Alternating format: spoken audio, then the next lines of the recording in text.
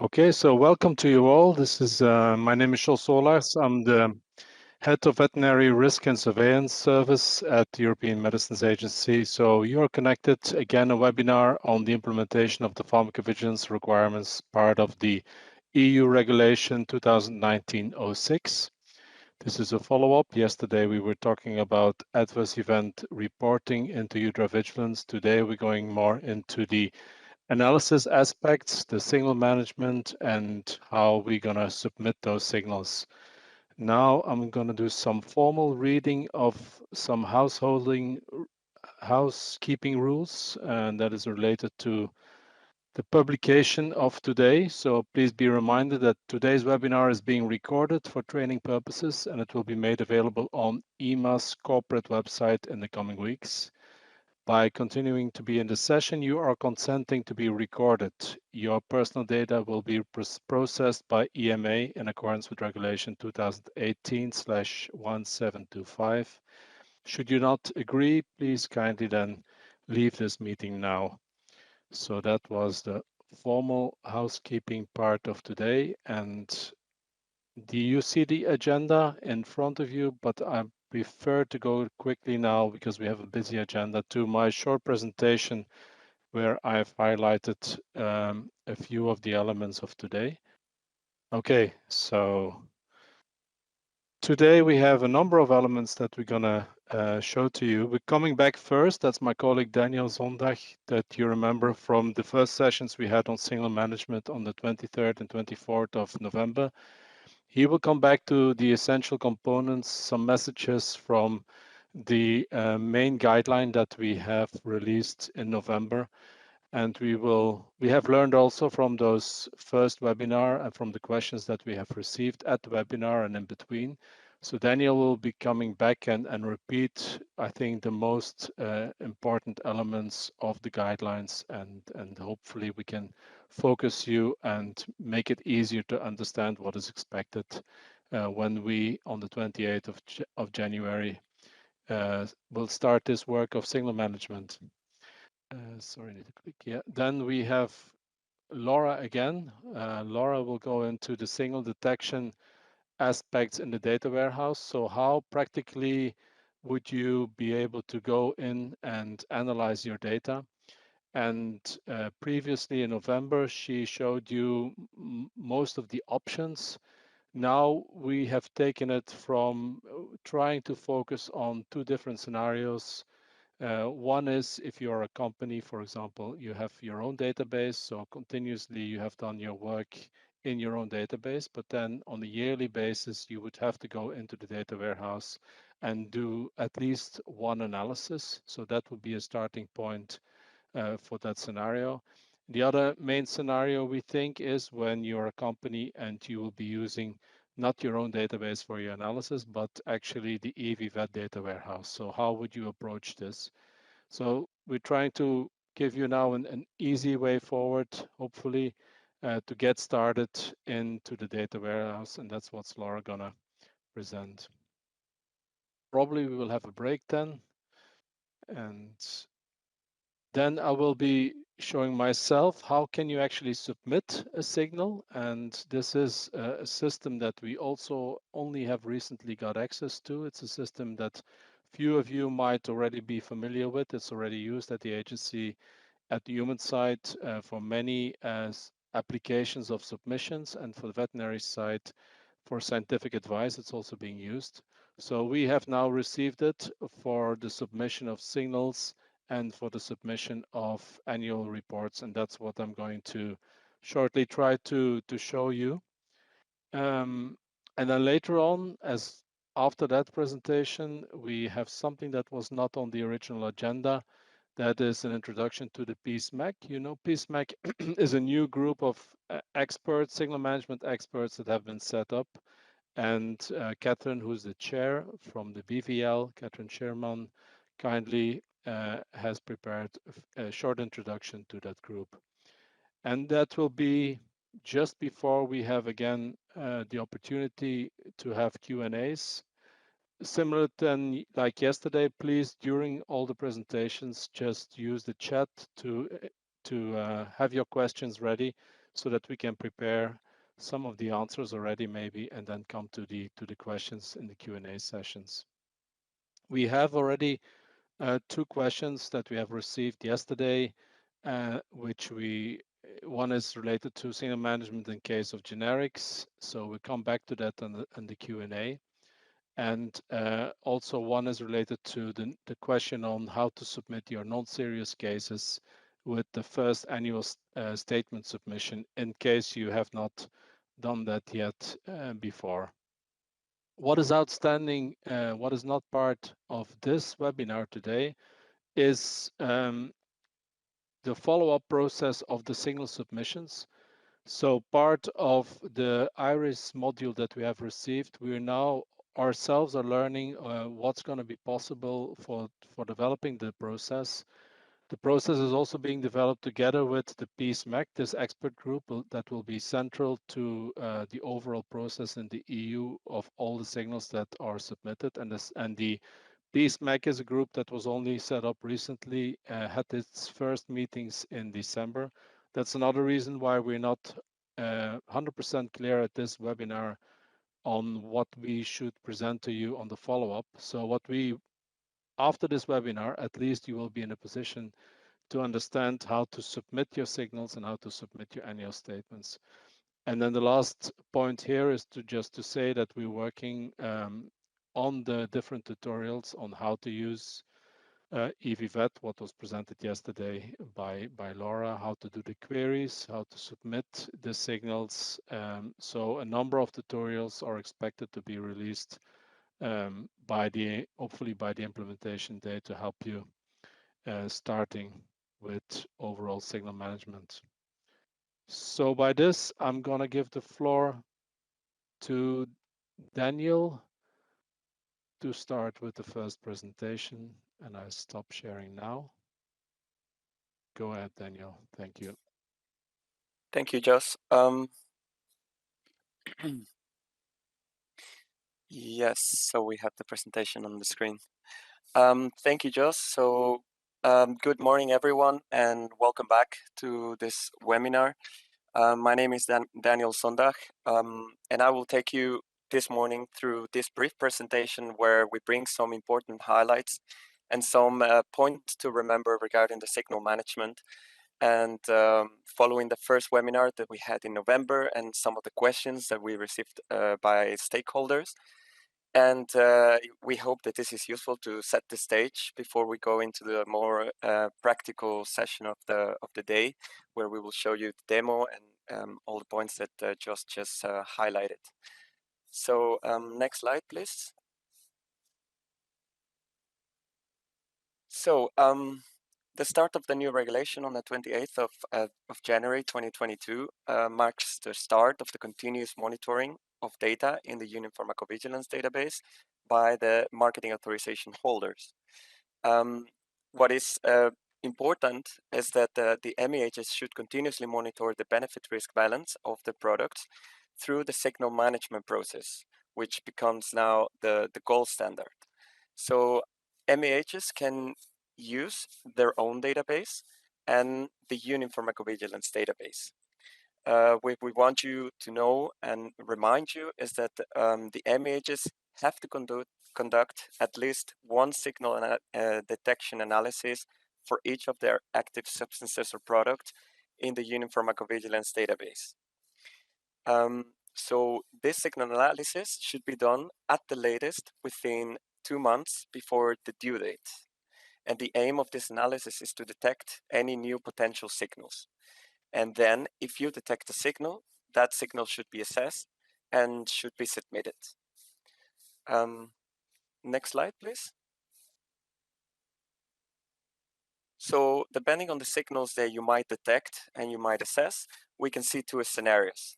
If you have a signal for which you detect a new risk or a change to the benefit risk, then there is a time period, a 30-day notification requirement that we call it, that you need to submit the signals with your proposals for action in the system. And that's what we are also going to show you later. Then you can also have signals assessed where there was no new risk or no change to the benefit risk identified. and this should be submitted at any time before the due date, and we will also show you how to submit this. Just to remind everyone that for signals requiring a 30-day notification, we created a template to guide the assessment, and we will provide this template. Next slide, please. So just to bring back this schematic overview of how we see the signal management process. So we included this in the guideline that we published, and we go through all the details of each step of the process. But here we can see the overview of how we see it from signal detection to signal analysis and validation and assessment, and the different scenarios. If you identify new risk, change in benefit risk, if you decide to close monitor the issue, or if you refute the signal because there's no further action needed, etc. And also reminding that there might be an emergent safety issue identified, and for those we have a more urgent requirement for submission, which is 3 working days. Next slide, please. So just some points about signals refuted. We know that in many cases, when the sample size is small and there are not many cases, when there is no sufficient data, not sufficient information to perform a proper analysis and assessment of a signal, then refuting of a signal can be proposed with a brief summary of the cases reviewed. And this is what we explained previously in the webinars, and also in more detail in the guideline. We also see that in some cases, when the sample size is large, there might be a more in-depth assessment of a signal. And even when the conclusion at the end of that assessment is to refute the signal, we can also see that in these cases, the same template for the signal assessment can be used and can be provided as attachment in the signal submission in support of your assessment. So in these cases, you might also use this template that will guide you on what points are important for the signal assessment. Next slide, please.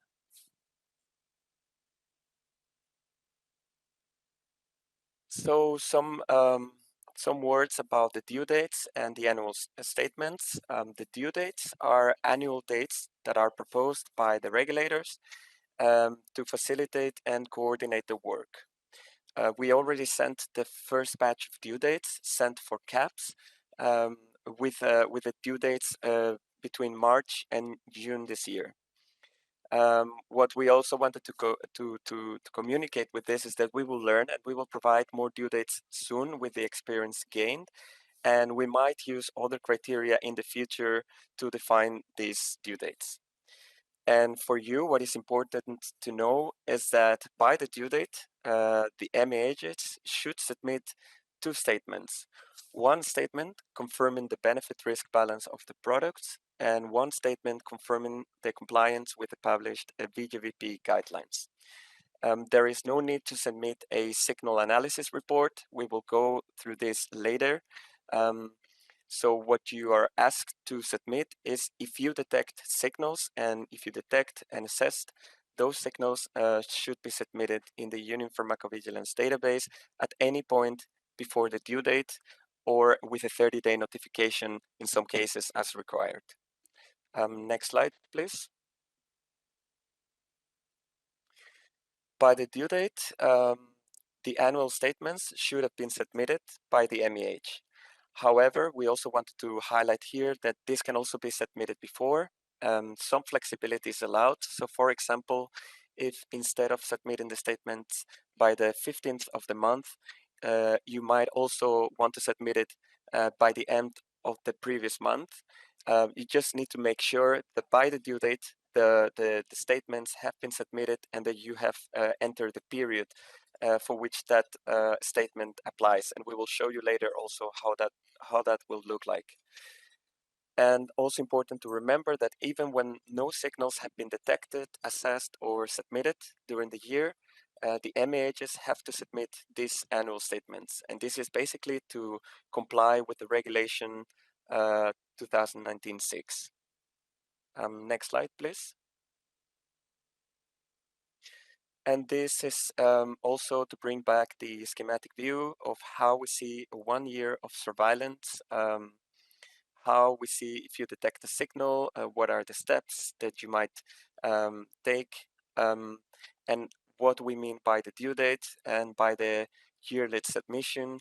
And that, as I was explaining, even if, for example, there are not adverse events reported or no validated or assessed signals, then by the due date, you will only have to complete these simple statements. Next slide, please. Some points to remember for the first due dates. So, as agreed, if not done yet, MAHs are invited to submit all non-serious cases since the last PSUR. Um, this should be taken into account for the first yearly signal analysis prior to the annual due date, and they can be submitted as attachment in the system. Also, regarding any open issues that might be under close monitoring since the last PSUR or for CAPS surveillance, we are currently reviewing these, and further communication will follow soon. But we can already say that for more cases, an updated signal analysis for that specific visitor term will be requested. But as I say, further communication will follow regarding this topic. Next slide, please. Something that we also wanted to highlight is that you should focus on new information. In principle, there is no obligation to assess historical data. So there is no need to start looking for potential signals of adverse events in the database for which no new cases have been reported after the last PSUR DLP.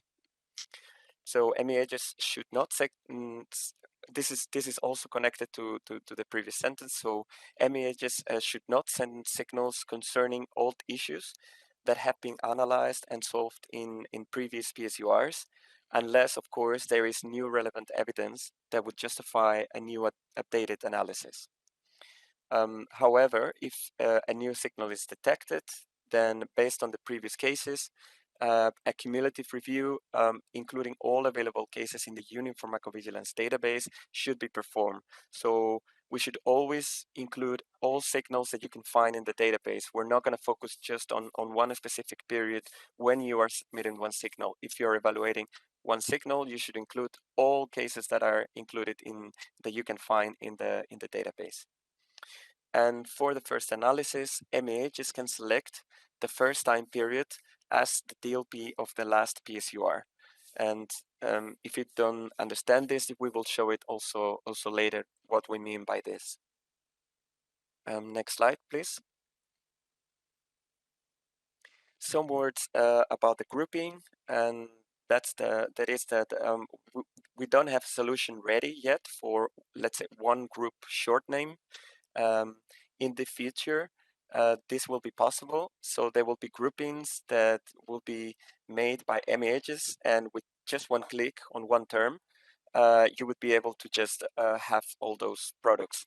But at the beginning, there is a need to select these products as you find them in the system. For products that are not available on the system, what we would recommend is that you can contact the member state where the product is approved so that the member state sends the product data to the UPD. And also for grouping, the same information can be used to group as in PSURs and existing VSCH guidance. Next slide, please. Another important topic that we saw coming back also in a lot of questions received from stakeholders was on how to decide on the frequency of monitoring. So as we explained before in the guideline and also on the previous webinar, the frequency of monitoring should be determined on a case-by-case using clinical judgment and taking into account all these criteria that we have mentioned. So those were the type of product, the time on the market, and the pharmacovigilance profile. As a general rule, the higher the number of adverse events reports received yearly, the higher the frequency of the monitoring. However, It also depends if those cases are leading as well to a high number of signals detected, or if this high number of cases concern mostly known issues already reflected in the SPC. So if you have a lot of cases reported and there might be a lot of potential new signals, so that would justify that your frequency of monitoring would be higher, because as I have here in the last point, a high frequency of monitoring would make it easier to deal with a potentially high number of signals to analyze throughout the year instead of having to analyze all of them at once. You can also have a lot of cases being reported, but if those are all concerning known issues, maybe then there's no reason to justify a higher frequency. Then you could maybe say, well, all these cases are being reported, but they are not leading to new signals, so we could reduce the frequency of monitoring. Next slide, please. And this is the overview of what I just mentioned. So for example, when could we say that, for example, we would justify a high frequency of monitoring of once a month? So we could say, for example, products with a short time on the market and products with a high number of adverse events, as we say, that might lead also to new potential signals. And then as we go down in the frequency and we look at the minimum requirement, which is established in the legislation, because you would have to do at least one signal analysis per year, then we could see here, for example, products with that have been for more than 10 years on the market and with no new issues. Next slide, please. And this is my last slide, just some points that I wanted to remind everyone and how to close this brief presentation. So flexibility should be allowed. Each signal is different. There is no simple guide on what to do with each case scenario, because the products are very different, as well as the potential signals detected, the cases reported, and overall all the evidence that you might have to support that signal. So in this case, we need to be aware that there might be flexibility and from one signal to another. There's no easy guide step by step on what you will always have to do. But what is important is the sound clinical judgment should always be applied, and the aim is to provide a high quality assessment of all evidence available and make decisions on a case-by-case basis following the general principles that we have explained in our guidelines and during the webinars. And something very important is that the knowledge and expertise will grow with practical experience, and we will all learn and we will get better on this. So I think that is my last slide. Yes. So thank you so much, and I think I leave you then now with a more practical session and the demo. Thank you. Thank you very much, Daniel. So Laura, the floor is yours again. Go ahead. Good morning. Okay, so as just mentioned before, what I'm going to do now, I'm going to guide you through various potential scenarios that marketing authorization holders may wish to use this data warehouse for. Previously, on the previous webinar, we showed you all the potential dashboards that you may wish to use for your analysis. But in this instance, we are going to focus on one particular dashboard, which is the signal detection dashboard. The first scenario that I am going to present is, for example, you are a marketing authorization holder that do not have your own database for signal management.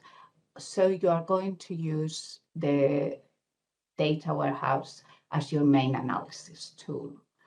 And the due date for one of your products is approaching, and you are going to do your first analysis using this tool. And let's say the previous PSUR covered the period until August 2021.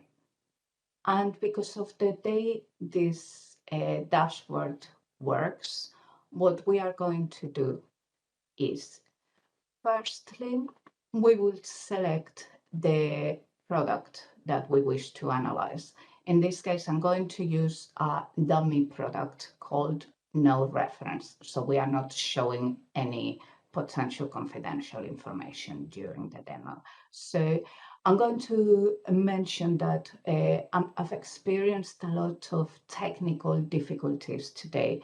So I have pre-run the queries, but I've got various windows open. So if this window, when I click on the dashboard, how it should work, if it is not working, I will be using a separate window to show you how the results will look and how to continue next. I apologize in advance. I'll try not to cause much confusion, but yes, there are some technical difficulties I need to overcome on this demo. So continuing, we first select the product name. And then the period that I'm going to use to run the report is from the day after the previous PSUR, let's say the 1st of the 1st, 2021, until today. And I'm going to view the data for both human and animals reports. And because I want to view all the data for the product, I'm not going to use any of the optional filters that are available for further use.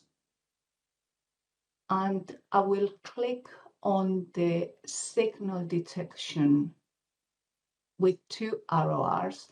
I will wait for a few seconds.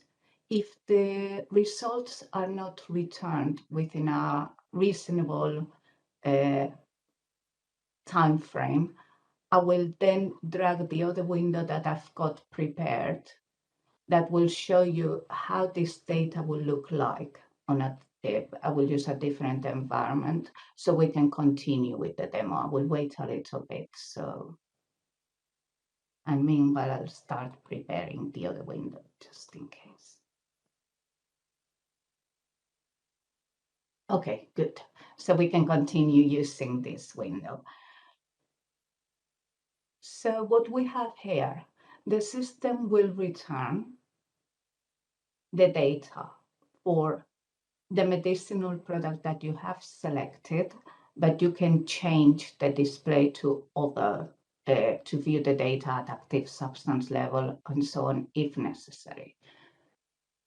The data is broken down per species. In this instance, we're going to focus on the data for dogs, but you can view the data for all the different species for which there have been reports for this particular product. The data is grouped at SOC level, but calculated and displayed at preferred term name level. And then I move on to the breakdown of the data. So like Daniel mentioned during his presentation, what we are going to look into now is any new cases that we have. We are going to focus on any new cases that we have received for the product that we are assessing. But if we wish to analyze any potential signal, we need to take all the data into account. So we have all the previous data available on these columns here, so we can analyze all the data together for any potential signal if necessary. So the first group of data here, we have the number of cases received during the period that we selected and the number of animals reacted included in those reports. And then to help us to focus our analysis in some potential signals, there are some statistical indicators here. So in this case is the ROR, but this ROR is cumulative ROR. So it takes into account all the data for the products, for the product that you have selected. And then on the next set of data, you've got all the cases prior to the period that you selected at runtime with the ROR prior to this period. So cumulative ROR here, and here the ROR until date one. So you can see the effect of the new cases on any potential signal. You can then start looking at the data, and for today's demo, we are going to focus on a specific federal term.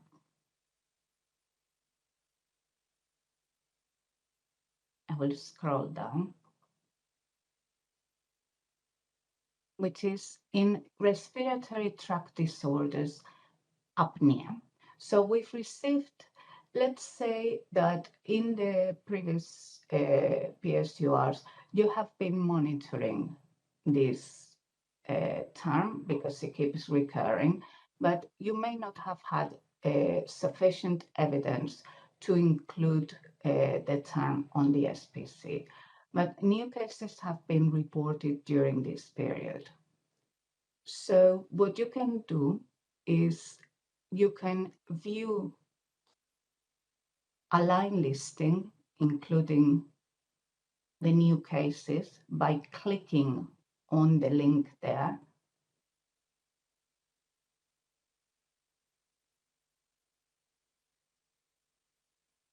The system will open a new window and you will obtain a line listing. I'm going to mention now that the data that I'm showing you, I've logged in with my own account, so I can see the case narrative. When we go live for a period of time, marketing authorization holders will not have access to the case narrative on the line listing. What you will have to do, then an improvement has already been raised, so this is available. What you will do, you will click on the report link here. The system will take you to the case report, and in there you should be able to view the case narrative for any report of interest. So you can obtain a line listing, and what you can do as well is you can export and save the line listing into your own system. To export this data, you click on the links at the bottom of the report, and you can click on Excel, for example.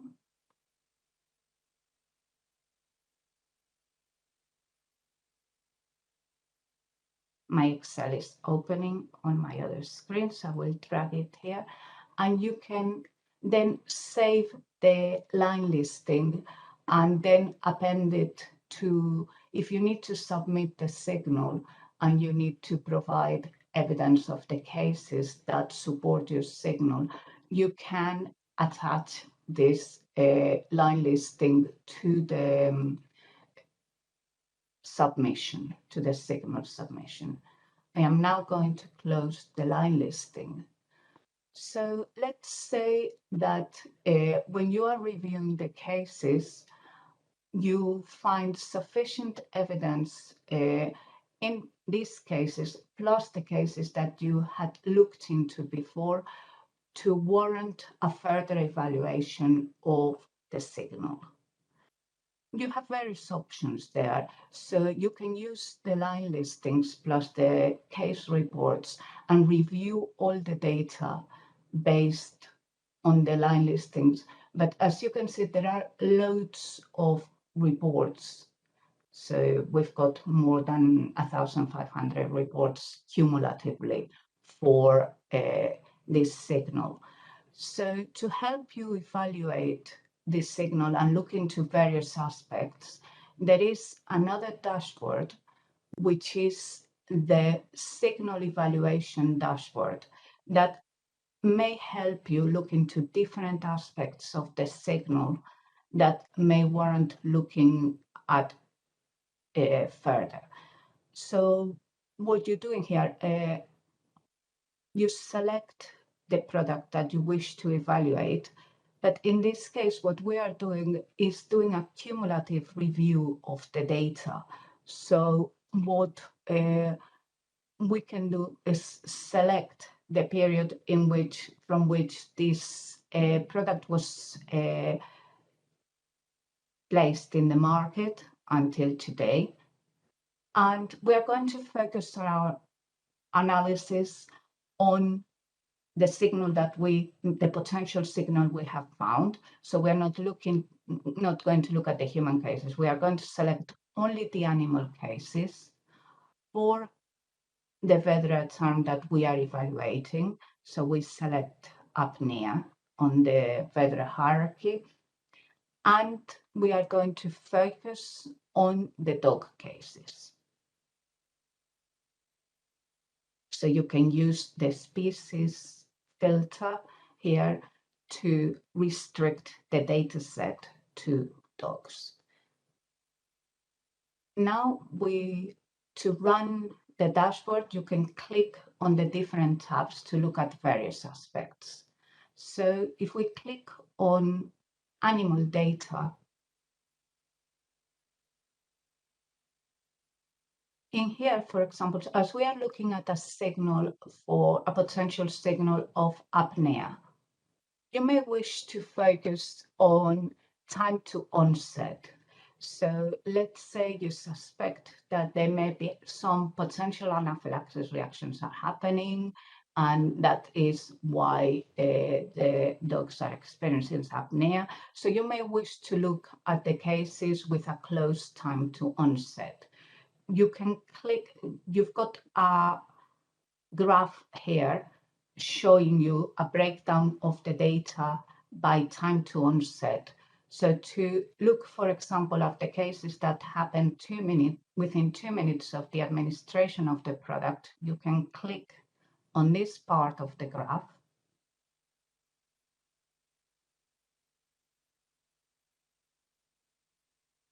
As I said, we're having some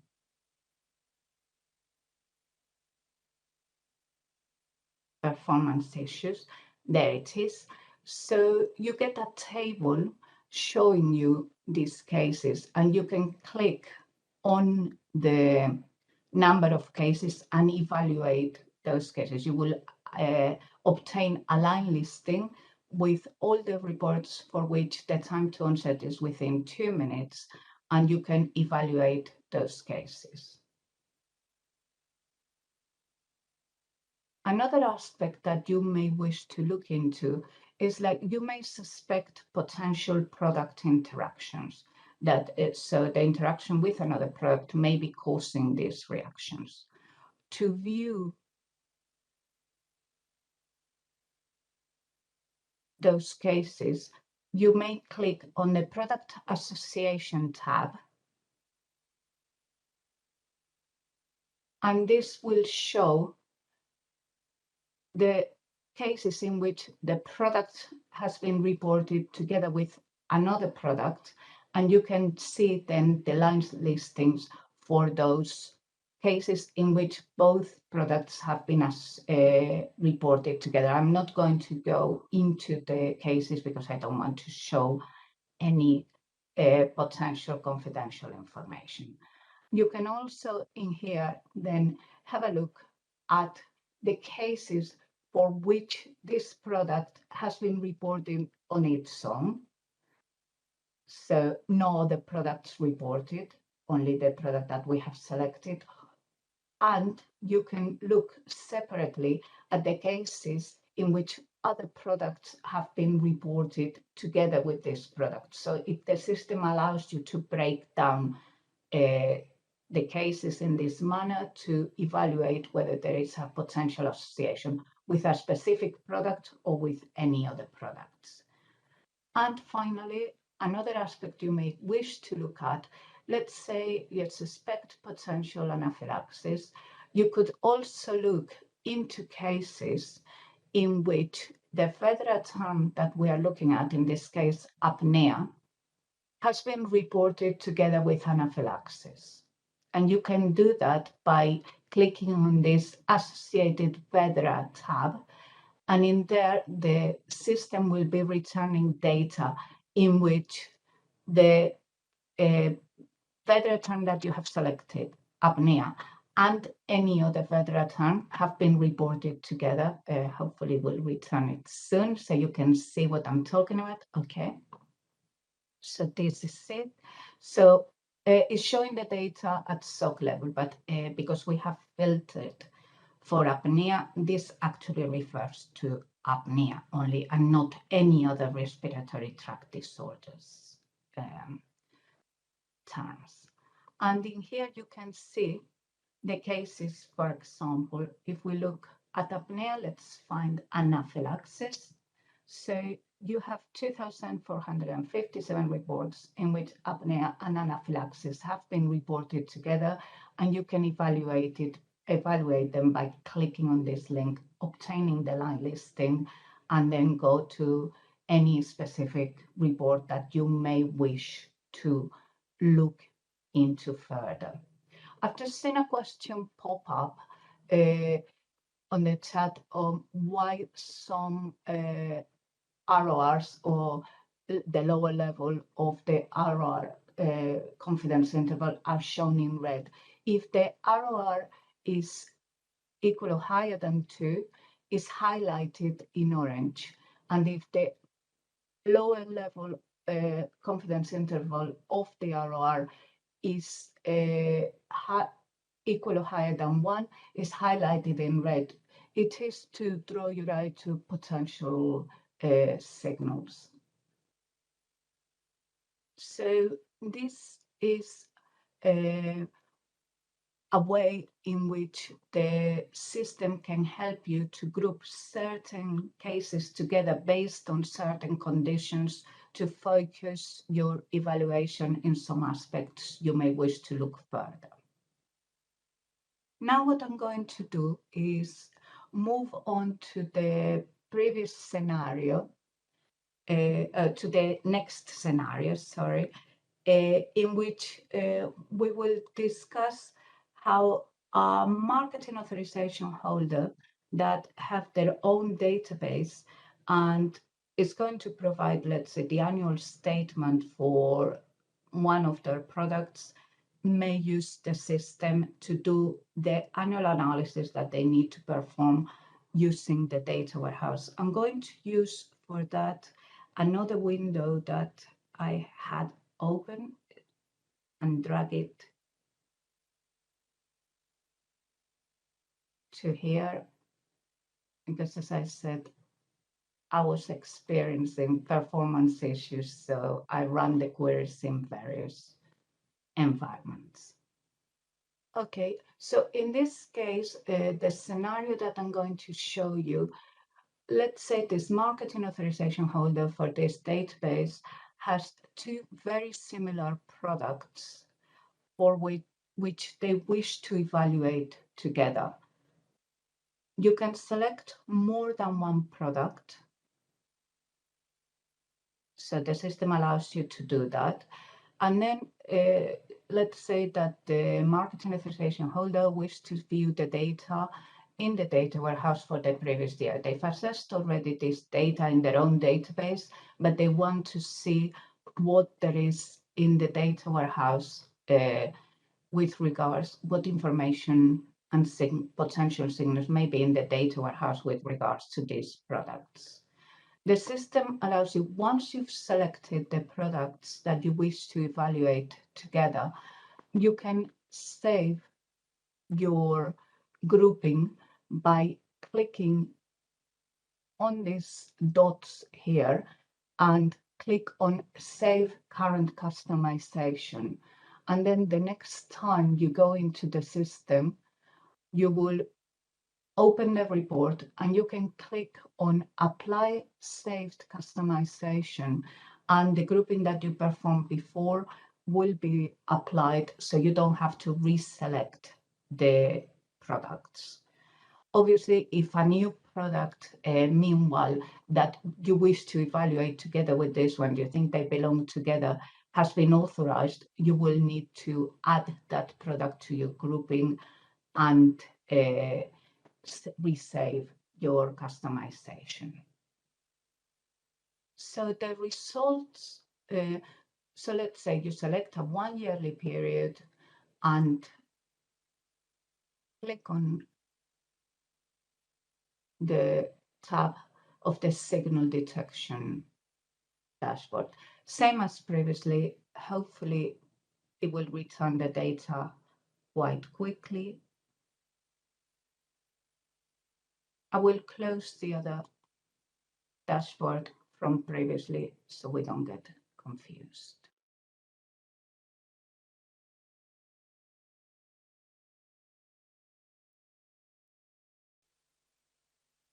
Okay, so the system seems to be taking some time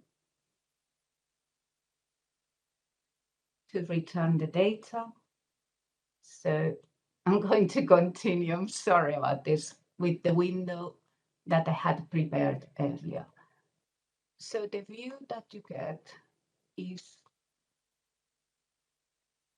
very similar to what we had shown previously for the case of one product, with the difference that because we selected both two products when we run the query, the system returns the data for both products.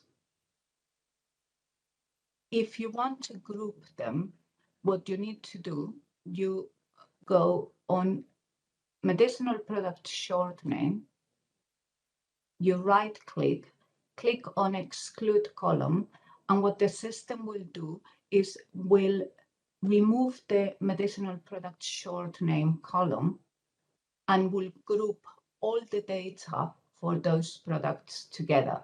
So the ROR will be recalculated to show the data, to group the data for both products together.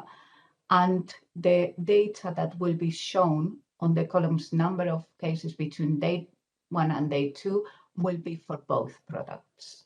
And the same with the number of cases until date 1. So this is a way, I know it's a bit clunky, but this is a way that you can use to group the data for your products together that you wish to analyze at the same time. You can also sort the data by clicking on the small triangle at the top. So this will show the sorted data by the highest number of reports. And at the moment, when it will sort the data within the relevant SOCs, if you wish to see the highest number of cases, regardless of the group SOC grouping, what you can do is apply the same method that I mentioned for the short name. You can right click, exclude this column, and then the system will be sorting the data based only on the preferred tab. So, and then you will be able to access the cases based on the highest number of reports. I'm not going to do it because it will take forever at the moment, but what we can do is on the manuals, we can share some screenshots on how this data will look like once you have performed those actions. And the third scenario that I am going to mention, I'm going to use a presentation for that, Katerina. So I will close the data warehouse. So the third scenario that I wish to present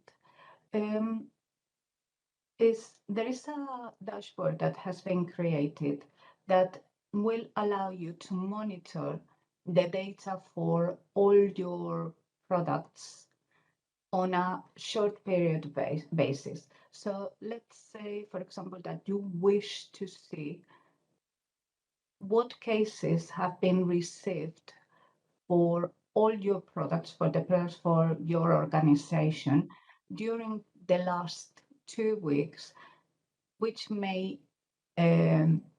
warrant evaluation of a potential signal. There is this signaling for reactions dashboard that will allow you to do so. And how it works is you will select an output level, let's say at product short name or active substance if you wish to do so, and then select a short period of time, let's say 1 week, 2 weeks, a month, depending on the frequency of the adverse event reports for your particular company. And then select animal and human, and then the name of your organization. If you are responsible for more than one organization, you can select more than one in this field. So what will be returned is the reports. For the first view is a graph which will show for each species, for each VEDRA term, the data that has been received for your products during the period of time that you selected. And you can use these selectors here to switch between species and between VEDRA terms. We're going to change the linear representation here for the ROR to a different view, because it may imply that there is a relationship between the products, which is not the case. So the ROR and the ROR minus are going to be represented in a different manner once the improvement is implemented. So as well as that view, if you click on a link at the bottom of the dashboard, the system will take you to this table, which, as you can see, is a very similar view to the signal detection dashboard. The difference here is, while the previous dashboard showed you the data for the products that you selected at runtime, in this one, the system will show you the data for any product, any of your products, because you've selected your organization, for which cases have been received during the period in question. And the data is shown broken down per product and shows all the VEDRA terms related to the cases that had been received during that period of time. And what you can do from here, you can go to the respective line listings, either for the cases received in that period or prior cases, if you wish to do so. And there is also a link here via, if you wish to evaluate a particular potential signal related to any of these terms, you may click on this link and the system will take you to the signal evaluation dashboard and will take the parameters. So you can evaluate any potential signal based on the different parameters that I showed you before. So this ends my part of the presentation. Thank you, and sorry for any technical issues that we experienced during the demo. Thank you very much, Laura. So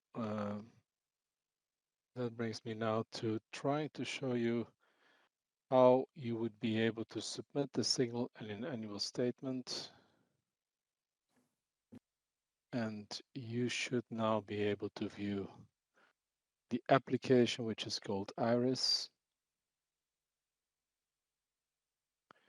And to give you a little bit of a background now, Iris is a a database tool, submission tool that has been used for some years now, I think, on the human side predominantly, 1 to 3 years, I'm not sure. Recently, also on the veterinary side, it's being used to submit scientific advice applications. So that's the first thing to remember about Iris, that the setup of the system is actually at this moment meant to be for submitting applications to the agency and for the agency to administer these applications. Now, Iris was then considered at this moment, at least, the best option also for asking MEHs to submit the actual signals and the annual statements. There are a bit of drawbacks to it, and you will see it. For me also, it is only a week and a half that I have access to the system, so I'm not that fluent like Laura is on all the other systems, but that's for all of us on this matter, and the system is still under UAT. So what you see is the actual version that is under testing, for which we have already provided input. And so this is not the final version that would be available and will be continuously also updated. So maybe briefly say that this is the homepage you can find on our website as well. There is extensive documentation in their guidance support, also on access and submission here. If you can click on it, it has guidance on how to register for the applicants. You are considered an applicant for this type of tool. So the request is already now. Please go to those and read. You can start registering to the system already now using the available information that's on the website of the agency.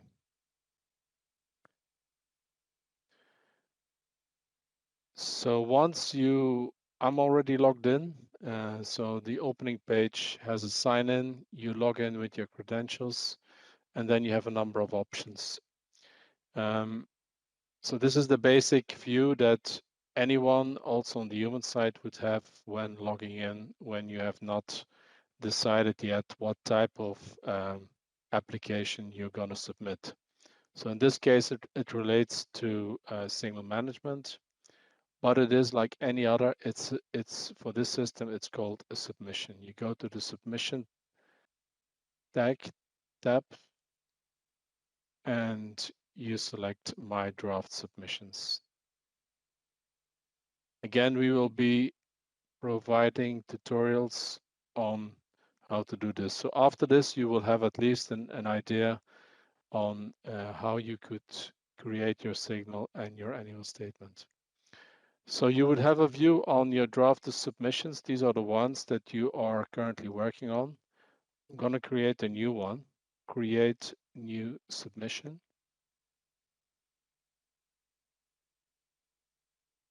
First thing to do is the system is set up that you have to identify yourself again, even though you're logged in, but you have to identify yourself as an organization or an individual. Next. So a number of these processes we have not requested. They are really part of the overall setup of Iris for all the other submissions. And for the moment, we are required to follow the exact same sequence that all companies are required for the other submissions. It's not ideal, but we're trying to find some ways on improving this, but that's the situation for the moment. So again, you have next level, you have to choose, in this case, so if you, for example, you are registered as a CRO or company and you're doing this work on behalf of other companies, this allows you here to select which organization name are you currently want to submit something for. So in my case, I am in the organization management database. I'm registered under my name, and we have different names there from the time we were still in the UK, the good old times. I'm selecting. The next thing is to select the location, but most importantly, the submission type. The submission type is when you see all the options. So here you can browse if you want. You can see the options for which currently IRIS is being used at the agency to submit a number of applications. And the one that is relevant to us is on the fourth page, but you could actually search here if you want to. But I'm going to show it by just browsing to the fourth page. And the two last ones are the ones that are relevant for us. So there's one related to annual statement submission, and there's another one related to signal management submission. I'm going to start with signal management submission.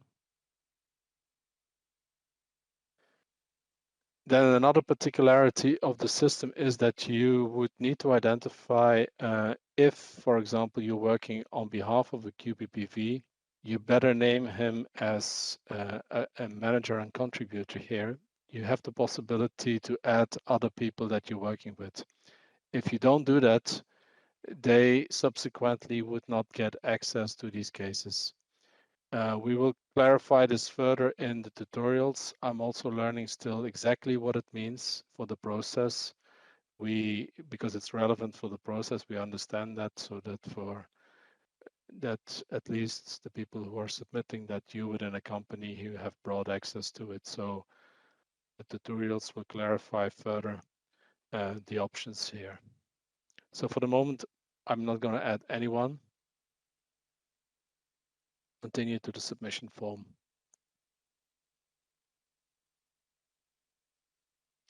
So this is the main submission form with the 4 elements. Select authorized products. Then you have the submission details. You can add documents because now I am actually here as an applicant, but you could also view, if you want, you can also view any information that would already be in there submitted by EMA. So let's say this is a signal that actually we have created and we have sent it to you for some action. That's possible within IRIS. You will learn that from the tutorials. You would be able to open it and you would be able then to view, but you cannot do anything actually with those documents. You cannot add anything there. So you are the applicant. You can add your documents under this tab. So let me try to run and start with select authorized products.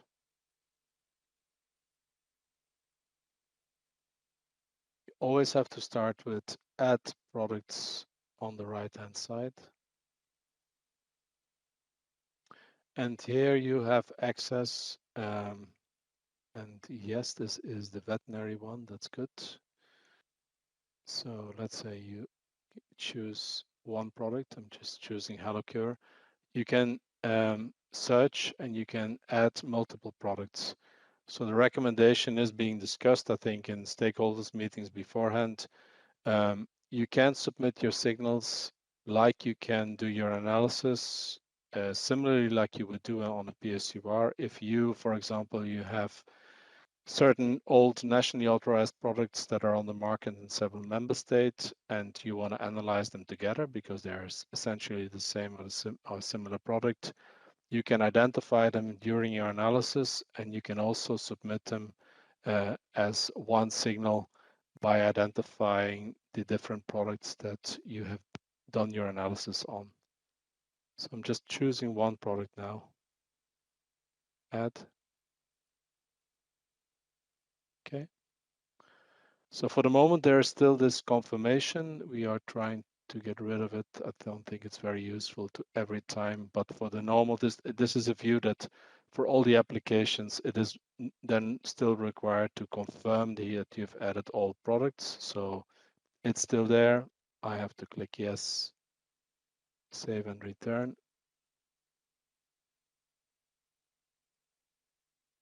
That's the selection of the products. Now the submission details.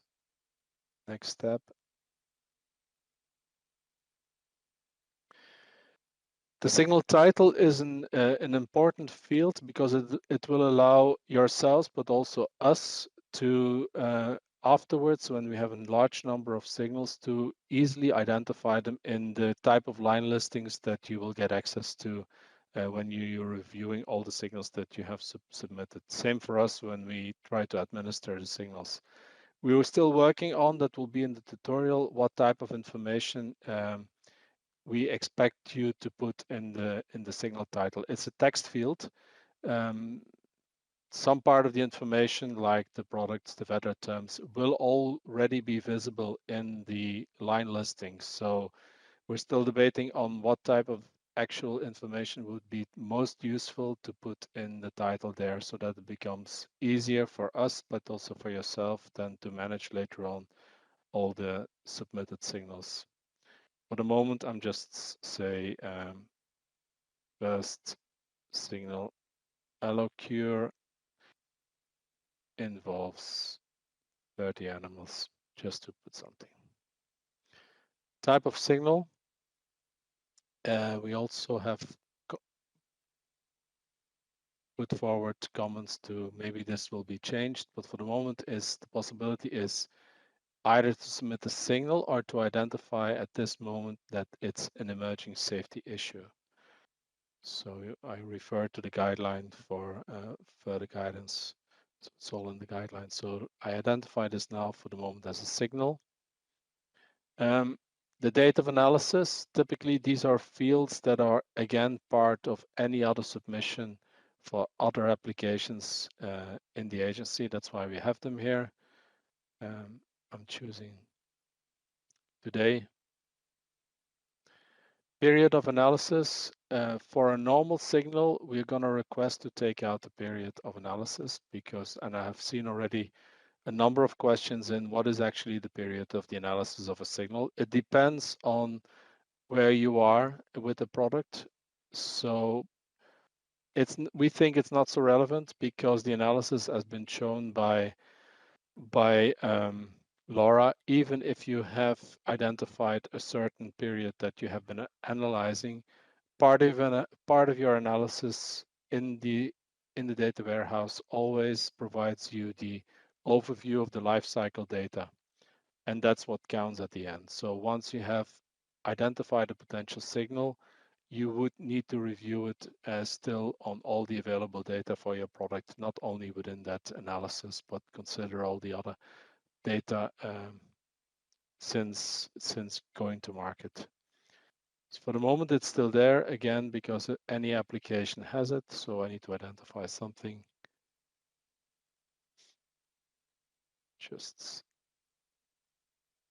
then identifying the vendor terms that are involved in the. It's a lookup list. I'm taking a random one. Anorexia is one that is often being submitted. Add again, multiple vendor terms can be selected.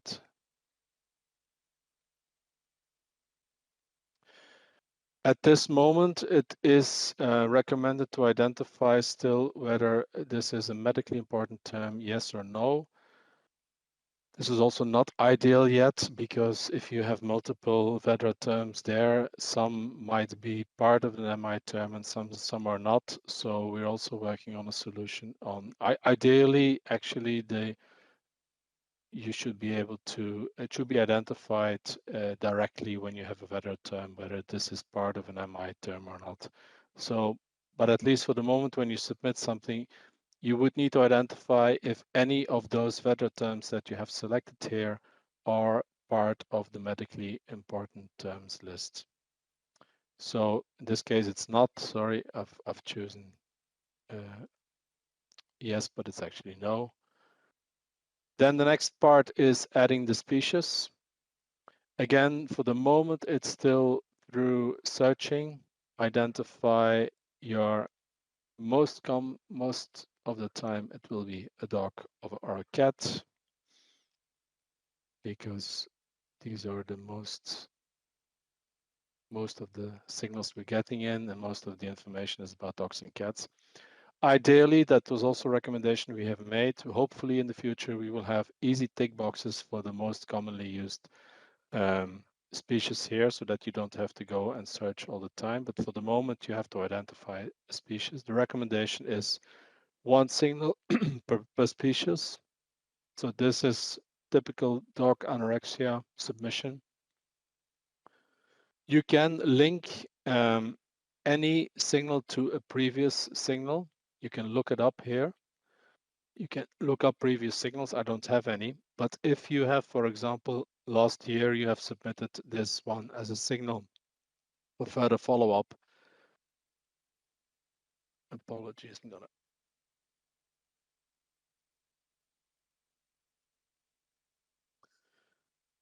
So let's say last year you had submitted already a signal, but you considered it, for example, as a refuted signal. You said it was not linked, but now you think that there might still be something. You get an increased number of cases on anorexia, and you want to resubmit this case this year, then you can link it still to the previous case. So that is possible here, linking to a previous submission.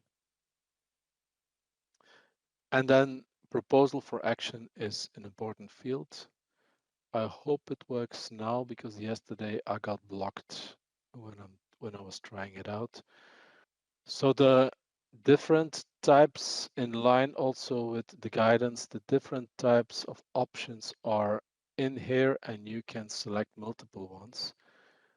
The ones most often being used will be the signal refuted, or this is a signal for close monitoring. If it's a 30-day submission, it will be an amendment of the product information. Seldomly, it will lead to conducting a post-marketing surveillance study or additional risk minimization measures. And luckily, not so often, but it happens. That can be also include the recommendation for suspension, withdrawal, or a batch recall. So let me choose one of the most common ones, close monitoring. So you could have, for example, close monitoring at the same time as batch recall. You can have multiple selections again here. Close monitoring I'm choosing for the moment, and it's there. And then you are recommended to, specifically for those close monitoring, let's say you do this on the basis of only 6-7 reports, and you've analyzed those reports, you can then copy paste your analysis summary here.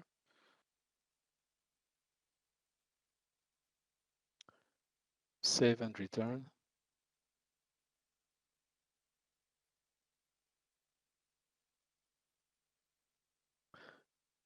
If you've done a wider analysis, you can add them under the next tab, Documents for Submission. You can add multiple files here. I don't know all the type of formats, but I think it would be the common formats, probably Word, PDF, Excel. So if you have downloaded, for example, a line listing that you think is the most relevant one that you want to highlight as part of the analysis, you can upload it here.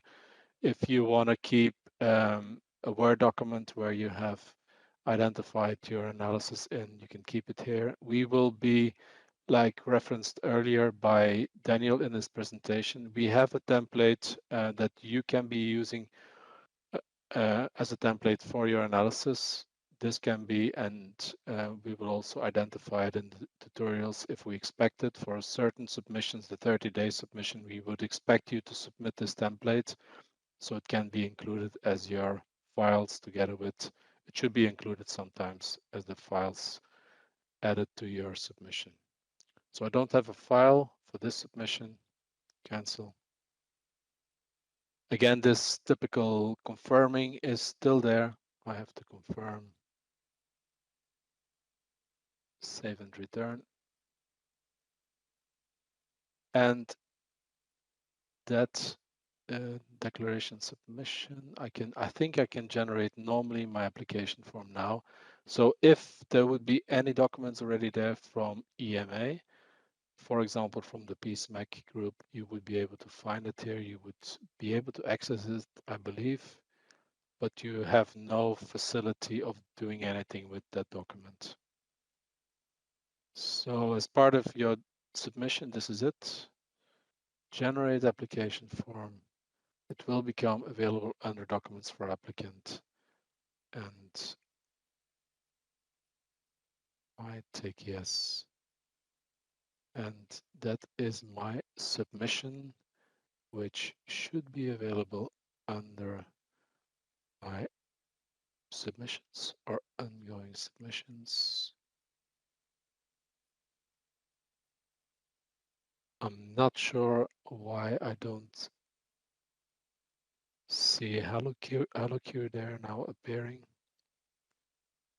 Probably it's still the UAT, but I should normally have, I think, my ongoing submissions should include normally my list here. Okay, so this is for the moment where we are under UAT still with the Iris application being set up for you to use. I'm afraid to say that anytime you have a submission of a signal, you will have to repeat a number of these actions at the beginning still.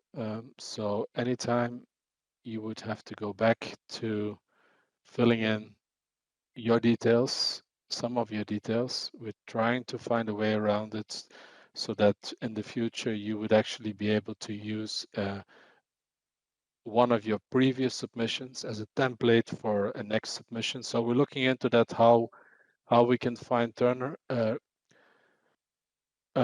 way around this normal setup of the iris so that it becomes more easily also for you as a user to submit on the basis of a type of a template so that you can use, for example, your groups of products that you have previously identified for a next submission. But this is, for the moment, the easy and simplest way of submitting a signal. I think, Katarina, we're coming to 11:30, time for a break, 15 minutes. And then when we come back, I will show you how you can submit an annual statement and we will continue the webinar. So we're breaking for 15 minutes. That means back at 11:40. Thank you very much.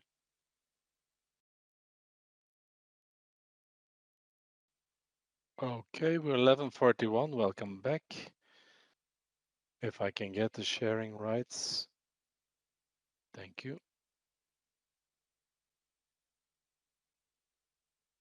Okay, so my colleagues in the meantime have pointed me to my inexperience, which is fine. So the reason why it's not on my list, that submission of my signal, is that I didn't do the declaration at the end, and I can still do it because that's why it's not really submitted.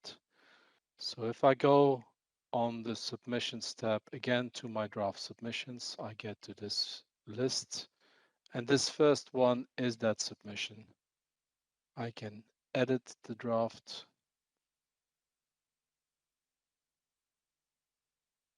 and just verify there is no information that I can actually see. This is the Hello Cure, but I just have a quick look. Yes, this is the Hello Cure one. Hello Fuginona.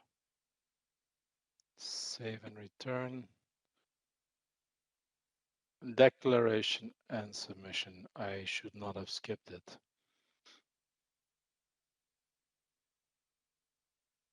I confirm that the content is as intended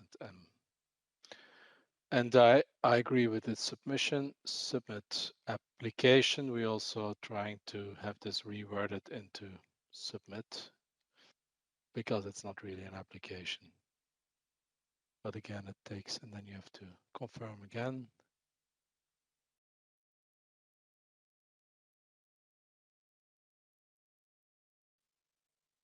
Or I have clicked on it. I'm just waiting now.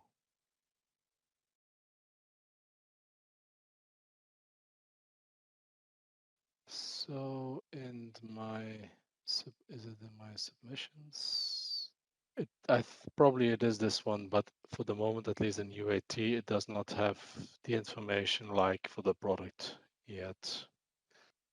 Okay, so that concludes that submission part of a signal. I'm gonna now show you, again, going to submissions, again, my draft submissions. I'm gonna submit an annual statement, create a new submission. I'm still the same person. Next. Select the organization, location. But now when I go to submission type and I go to the fourth page, it is the very last one that I need, or I can just show you that search also works. It's so search on annual and I get all the annual ones, and it is the annual statement submission that I need of veterinary signal management. So I select this type of application, create, and next. I'm not adding any other persons to this submission. I just continue. And then you have the same list of tabs actually, like the signal management, that is the signal submission. Again, I need to select the products that I wish to submit the statement for. Again, you can choose multiple products if you want to group them. Let's just use this old neocodipar as an example. Select one product. I need to confirm that I have chosen all the products that I want, save and return. A green tick identifies that I have gone through this step. Submission details. Here we're going to leave the period of analysis so you can identify the previous period was, for example, 10 till today. For the moment, there is still here the possibility to add information about a particular signal. This is not meant to be, this needs to go out. It's not the intention to submit anything other when you submit an annual statement than just your statements. So previously, I think when it was first looked at a long time ago, the possibility, and it's still here, but it's not intended that you actually so all the signals should be submitted separately from the statements. That's the message. So statement is a submission on itself. Okay. So you just have to here then to include your statements, and also we have recommended to reformat this to have clearly two same statements. But for the moment, the choices you have is I confirm that the benefit risk balance remains unchanged. In case you have a 30-day submission ongoing, so in case you have submitted a signal and that can be a while ago or that can be just be recently, in that case, of course, if you have a 30-day submission, you have done that submission on the basis of a change to the benefit risk. So in that case, you cannot really claim that you confirm that it was unchanged. In that case, you choose the procedure is ongoing concerning a new risk. You just click that one. And the other tick box allows you to confirm the statement with in relation to adherence to the relevant guidelines to VGVP. And this is really what is expected in terms of submission of statements, is just to select the right choices here, save and return. If you wish, but we haven't, in case you need to add any documents, oh yes, it is relevant to choose this one first, because, and there have been a number of questions in the chat box, because I made reference early on to, it's a gentleman's agreement that we had that about the submission of the non-serious cases. So as you know, with the new regulation, there's no difference any longer between non-serious and serious cases. All cases are to be submitted within 30 days, independent from the type of case, like in the current legislation. That means that there are a number of cases since the PSUR, since the last PSUR, which normally should have come in with a PSUR, but have not submitted yet. We have asked, there are two options. So there's a recommendation. So it's not a legal requirement, but I think it was an agreement that we have reached in the stakeholder meetings with the industry, that you have two options, either, and many of the industry has selected for the first option, is starting to submit already electronically all the non-serious cases as a normal adverse event report. So for many products, we have received in the meantime already the non-serious adverse event reports electronically. So that means that's done, because those submissions, those adverse event reports, once you go into your normal signal management activity, you go into the data warehouse, all relevant reports are then covered by those submissions, including the non-serious cases since the last PSUR.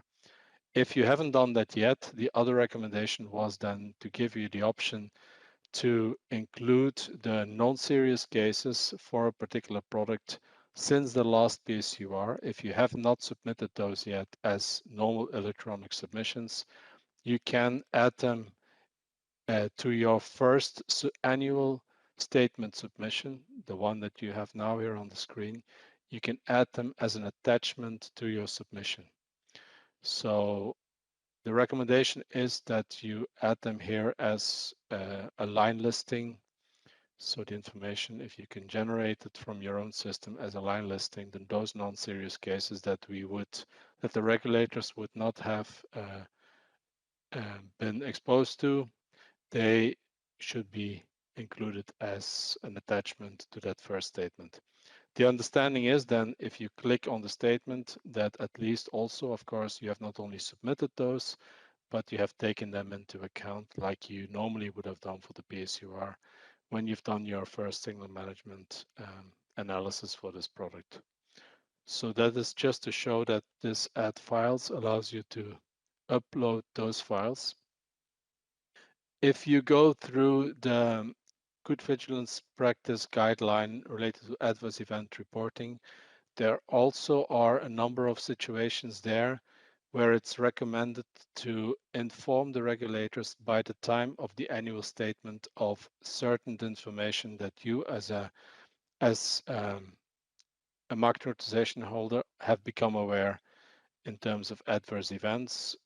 So these are not the normal adverse events, but they fall a little bit out of the norm, and I don't have them ready here yet, but it's all in the guidelines. So that's the other recommendation to be used. They should be appended to the statement. So any other information that you have not submitted as a signal, but that you should submit in line with the guidelines, can be submitted here by adding it as a file. Okay, so I'm not adding a file on this normal submission. Again, I need to confirm, save and return. Yeah. I'm not sure why we have here documents from EMA. I think this is again the the template that is being used for all the IRIS submissions. It's not really relevant for an annual statement submission, but I'm sure the declaration and submission I should probably not miss this time. I need to confirm that I know that I'm doing and I need to submit it.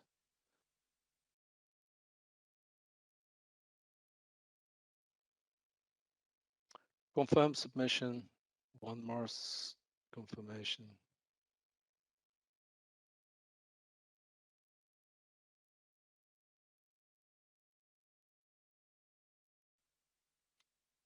And that's the submission. So it's, let me see, it's probably a completed submission. I'm not sure. Yes, it's classified within the system already as one that is not open, no longer open, because it's just a statement. And you can find it under the completed ones.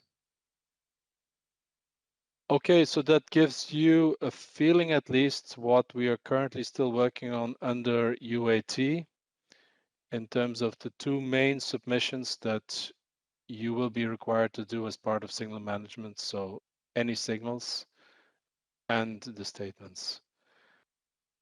We will have the proper tutorials available once we are out of UAT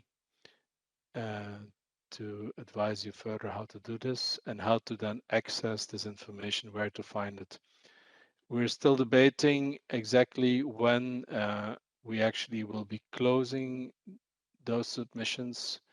It's very important to know that once you have submitted something, we will be able to give you access again, but in fact it means only access to the documents that have been included. So you can upload another document. The information that you have selected as the products cannot be updated in this submission itself, is my understanding.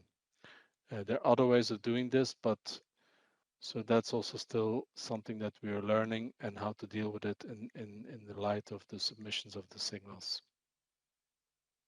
Something to be shown is also that we have a legal requirement to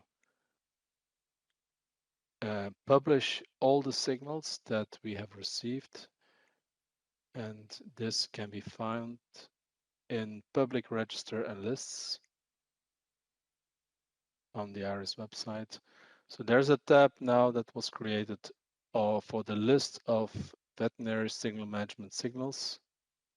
When you click on it, you have, the public has, everyone has access to all the summary information that you can view here. It's also under development still under UAT, but the summary information of all the signals that have been submitted.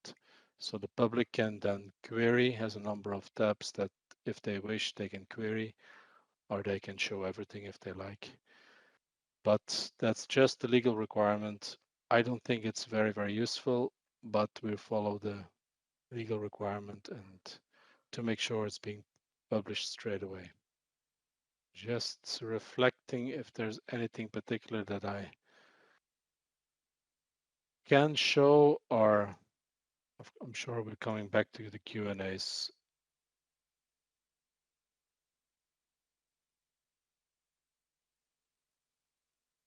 Okay, good. That is my part for the moment. And then I'm gonna close the stop sharing. I'm gonna invite for the next item on our agenda. It's coming to the Pilot Signal Management Expert Group. And thankfully we have Catherine, our chairperson, is available for a short presentation, give you some feedback, some background to this group. Thank you, Catherine. Go ahead. Thank you, Joss. So yes, as Joss already mentioned, this is just to give you all a quick overview of the backgrounds, objectives, and main tasks of the Pilot Signal Management Expert Group, the P-SMEG. So basically, what is it, what it's there for, and what it's supposed to do. As you can already see here on the slide, the background is that there are provisions in the regulation 2019/6 regarding signal management, which are tasking member states as well as the agency with organizing the processes related to the signal management for veterinary medicinal products authorized in the European Union. Based on this, the heads of medicines agencies and the EMA agreed upon establishing a pilot expert group for the cooperation in performing those tasks concerning signal management. This pilot group is set up for a period of 2 years and is established as a subgroup of the Pharmacovigilance Working Party Veterinary. So basically here you know already who they're reporting to, namely the Pharmacovigilance Working Party. Next slide, please.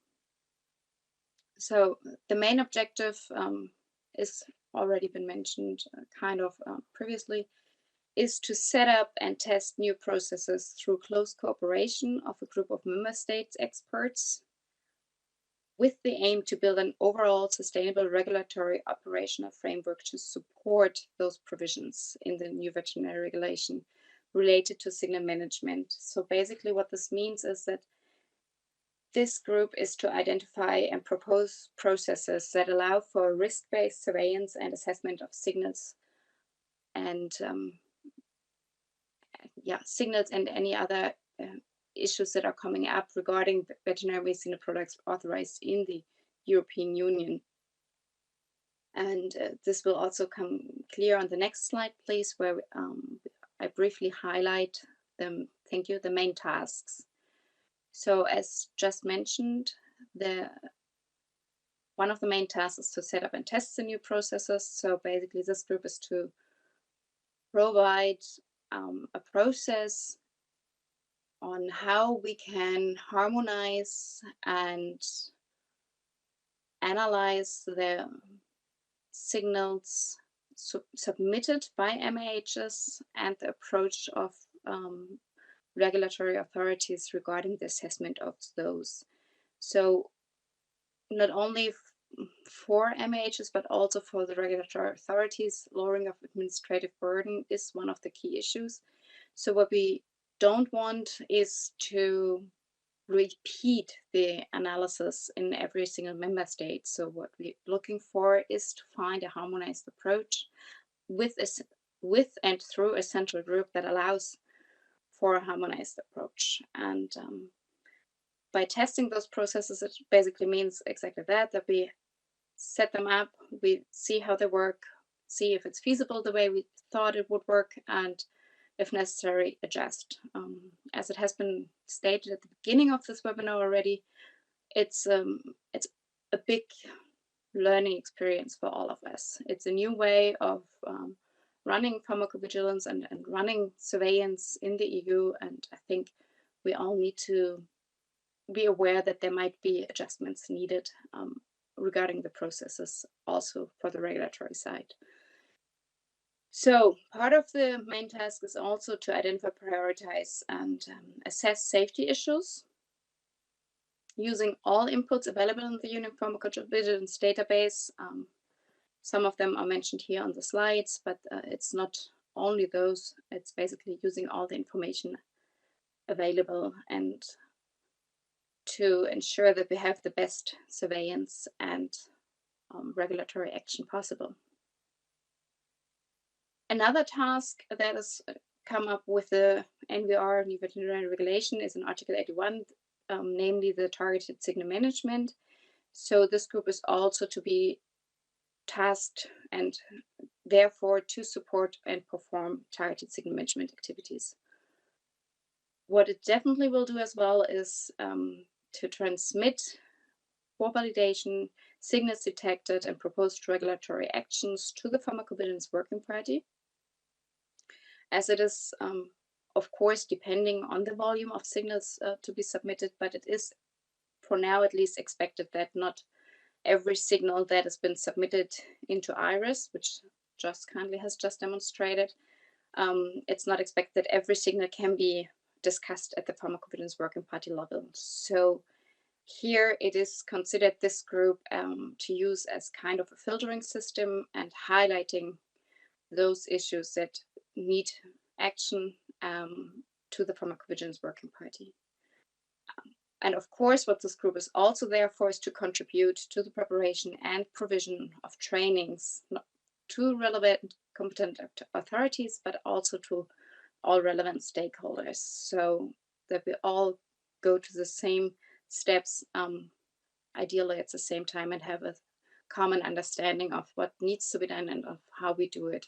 Because one common and main understanding is also that transparency is important, and this is also why we inform everyone about this group now, to ensure that we go the steps together. Next slide, please. Thank you. Here we have just highlighted a possible process regarding the 30-day notification if there is a signal submitted which needs regulatory action.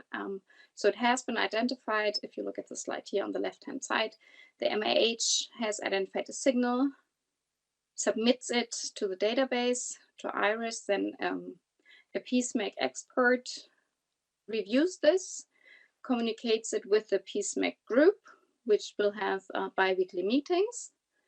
Then, depending on the outcome, here it's clear there's a regulatory action already proposed. This will be communicated to the Pharmacovigilance Working Party and the rapporteur or lead authority, who will then be going into a communication with the MAH to clarify any outstanding issues, for example.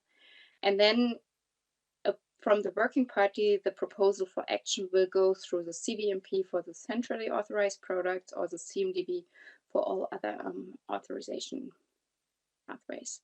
And then from there, the action will go to the MAH and be followed ultimately by a variation. So this is just to give you an idea of how this process could work involving the P-SMEG.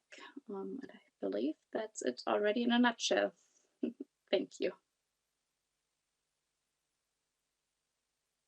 Thank you very much, Catherine.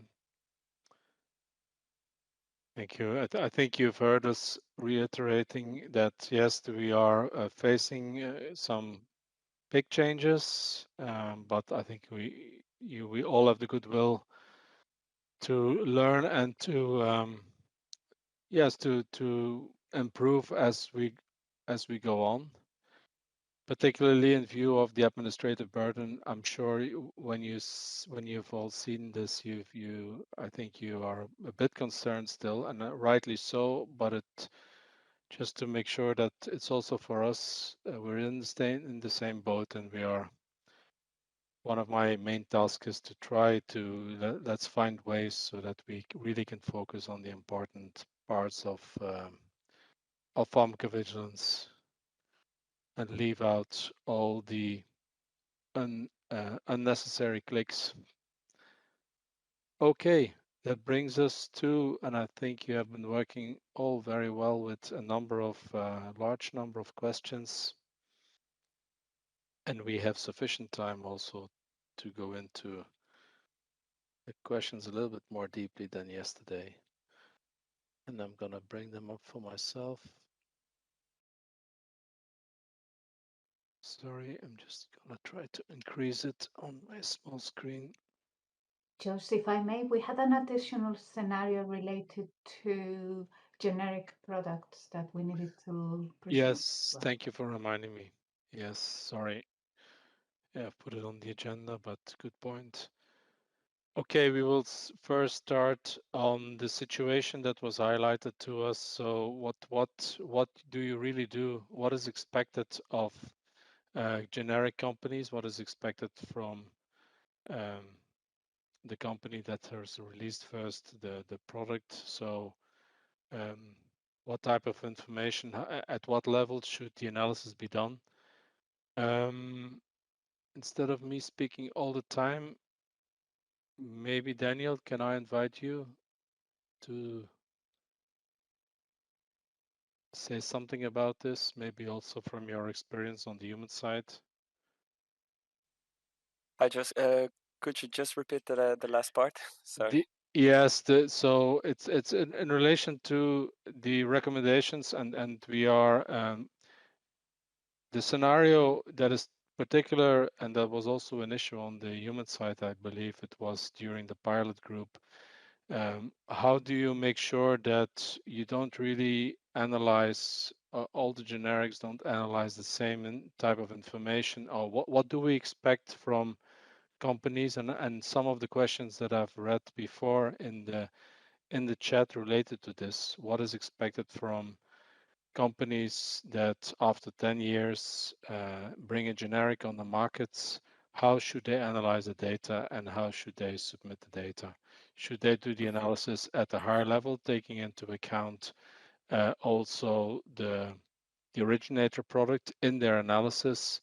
So maybe you want to start Mm-hmm. saying something about this, and we can complement. Yeah, because I was just looking at all the questions that had been asked, and indeed this comes several times about generics. So can we consider generics if the reference product has been for more than 10 years on the market? Could we consider that the product therefore is also has been a long time on the market? And I would say that yes, if it's a normal generic um, and the reference product has been for a long term on the market. It has a pharmacovigilance profile that is stable. It has um, no new issues coming every year with a lot of cases reported.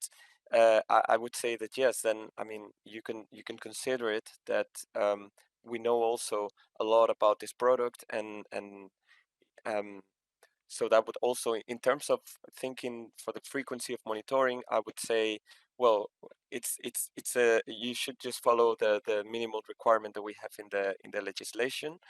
The signal detection requirement, it's done at product level. Um, that doesn't mean that so generics could send a signal that might involve their product even when they don't have a lot of cases reported for their own product. If they see something in the database, let's say I have some cases reported for my generic, but then for the reference product, I see that there might be a lot of cases. Um, in that case, a generic company could also send a signal proposing that there might be a signal there, even when they don't have access to most of the data. Um, but in terms of signal detection, we acknowledge so the requirement is done at product level. So the companies are responsible for their own products, for monitoring the safety of their own product. So yeah, it doesn't mean that you have to then start doing analysis for products that are not under your responsibility. But if it concerns a safe active substance and you have the suspicious that there might be a potential signal there that would also concern your product, so then you're open to also submit a signal. And that's where we also with the P-SMEG can also provide additional advice. We could ask for additional analysis to the reference product because they can have more data, so they could provide a lot of value to they could bring more value to that assessment of that potential signal. So I would say that would be my answer. Yes, thank you, Daniel. Yes, so that's what we had in mind. The important role of P-SMEG is to really do an analysis at a level higher than the product level. So again, just to repeat what Daniel says, if you have such a generic product and you see a signal, but you actually have limited data, but you assume that it applies also to the originator, you can highlight it in your signal and it will be picked up by the P-SMEG. The P-SMEG can do a complete analysis, can then start involving the originator as well if there's really a signal observed. So that's the recommendation.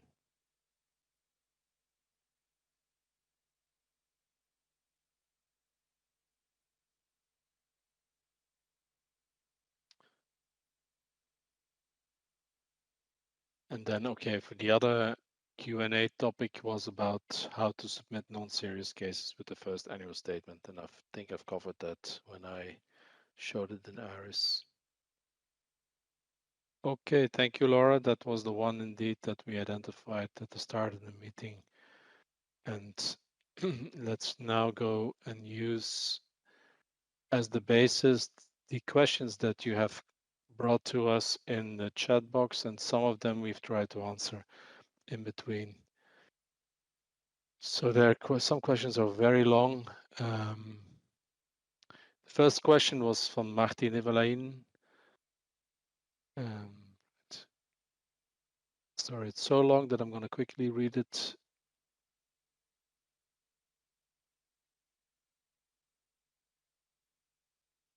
Okay, so I think, Marty, you present here a case where you have an event that has occurred, possibly due to a particular medicine. The animal goes to a vet, is then being treated with another medicine, and so on. So at the end, you have perhaps multiple reactions where you're not really sure which medicine it was at which time point, because it has gone in multiple treatments, typically when you make reference to sedation. And yes, and I think an answer was prepared by my colleagues, and I'm going to read it.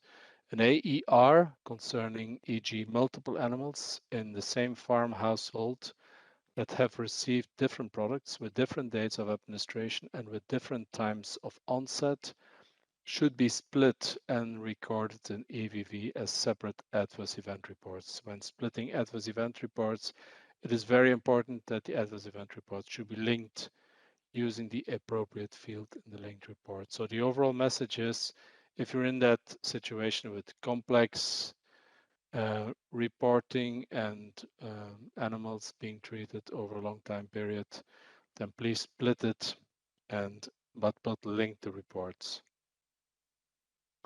The next question was again from Marty, and it's a long question, and it relates to literature. And I think your question is specifically about, should the individual valid literature reports should only be created if the brand name is mentioned in the scientific article. And that's a request that I would like to defer to Glikeria. I think you know the guideline best and the discussions that have been going on about this topic. Can you say something about these questions? The question is, the literature should be done at product search at product name level or not? It's not an easy one. Yes, thank you, Josh. Well, what is stated in the guideline is that the marketing authorization holders are expected to perform a literature review for their authorized veterinary medicinal products. However, the way these searches should be conducted cannot be limited to the brand name. It is up to the marketing authorization holder to have relevant internal procedures in place in order to ensure that the results that will be provided will be as broad as possible in order to capture all cases reported in literature. So we cannot actually provide a specific guidance to limit the search on the brand name. It is for the marketing authorization holder, who is responsible for a veterinary medicinal product, to contact the search in a way that will ensure the most broad results as possible. Thank you, Ikea. I knew it is not black and white, also not in the guideline. Yes. Yeah, thank you very much. Thank Okay, you. I'm just gonna move through the different questions. Gail Minot, we will be using the signal detection module of EVVET3 will it allow comparison to all the warehouse data, so all the data available as an MEH using your own signal detection system only allows comparison to your own data with limits, which limits the interest. So the answer is yes, indeed, but with the caveat on there are some access issues that I believe Laura presented yesterday in more detail. So for the moment, still, indeed, you have the power, if you like, to compare the data to the whole data set that we have in EVVAT3. That's one of the advantages of using it. At the same time, if you want to drill down and have a look at all the line listings, you don't have necessarily access to the different products. Laura, you want to add something to that? Go ahead. Just to complement, if we are mentioning the statistical indicators included, like the ROR, it compares the product that you are looking at to all the other products in the database.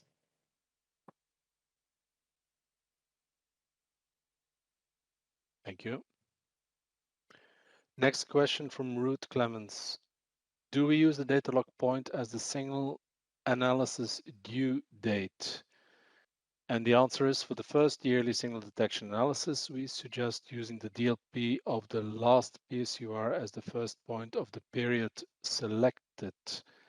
The system will show new cases reported in the period selected, always in the context of all reported cases in the database. So the cumulative cases. So again, yes, the recommendation is to use as the first reference the last DLP of the last PSUR. But as shown by Laura in the presentation, anyway, the data warehouse will still give you then the comparison to the full lifecycle data for the different VEDRA terms. Okay. Then we have a number of questions about when will the due dates be available for the signal submission. But I think let's make a difference between the due dates are actually set up or proposed for the annual submission of the statements. So signals can be submitted at any time, but the annual statements can also be submitted, should be submitted once per year. But for us, mainly to get familiar with the system, we, at that moment when we made the recommendations, we had no view on IRIS at that moment. So we started recommending only due dates for a limited number of caps. And we said once we have the P-SMEG set up, and when we're very familiar with IRIS, we come with the recommendations for the rest of the VMPs in the EU. So what has been released is all the QPPVs for centrally authorized products have received a communication where they have been identified whether or not their products are part of those due dates for the first half year starting in March up till the end of June, if I'm not mistaken. So all the CUPs, QPPVs are aware about should have received that communication in the letter. And I hope, Catherine, I think that soon we will be progressing with P-SMEG and through the working party and have a kind of an agreement where we have the remainder of the due dates be available for all the other products in the EU. Again, it's not stopping you to do any signal detection analysis or signal submission. It's just for the actual statement submission, please wait till you get to your due date. Nuria asks, what is the relationship between signal and suspected adverse event and an emerging safety issue? Could you clarify the relationship between these concepts? I think it's the draft that was here in the text is that please refer to the guideline. It's really explained in the guideline. Basically, an emerging safety issue is something that we expect to see once, twice, 3 times per year, maybe. These are really serious events that would require immediate action of regulatory action, withdrawing sometimes the product from the market. So that's, please refer, it's in the module on signal management. Anna Seidel, to everyone, where, how will due dates be published? I've done that one. Next one. It's also about due dates. Then Tony Simon, a question about IRIS. Do we need to make separate applications to IRIS for each individual MAH, which we may be responsible for? I'm afraid so for the moment. Tony, it looks like the way the submissions are done is, at least for the, you can group at product level, but it would be for the different MEHs separately.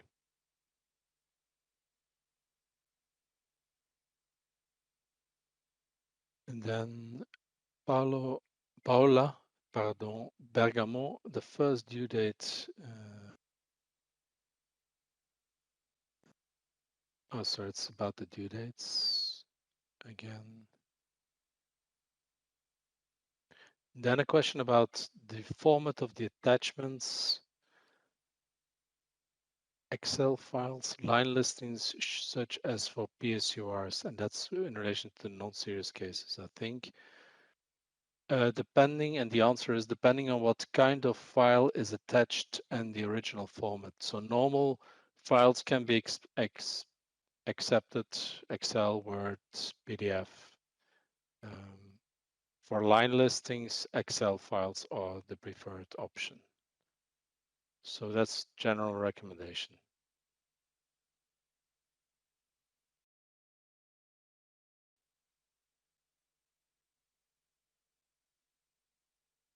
If I can just say, Jos, because Please jump in that in. question, so they asked before from the beginning of the period, and in that question, Caroline asked up to which date, and Okay. the answer is up until the date when you're performing the analysis, because that's when you're doing the signal detection analysis, then you will be looking back. We propose from the last DLP of the PSUR up until the current date, so that you can look back and look for potential signals with all the data that you have.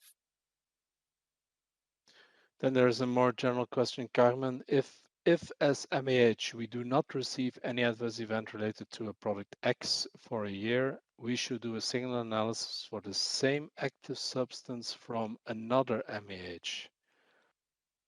And then the other question is, what happens if the VMP is a biological?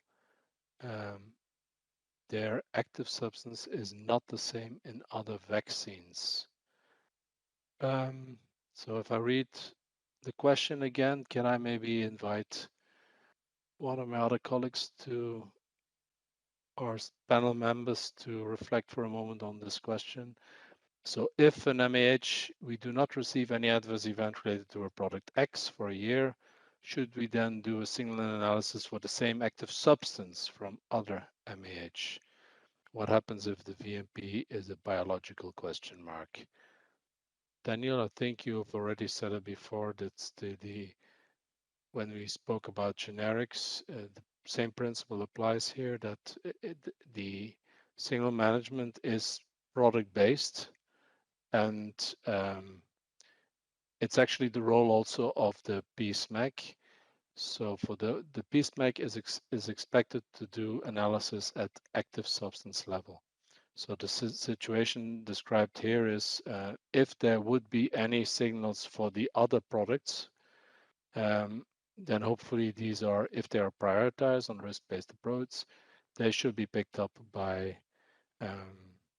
P-SMEG, and then perhaps P-SMEG will come back to the relevant companies and say, please look at these issues and come with a proposal.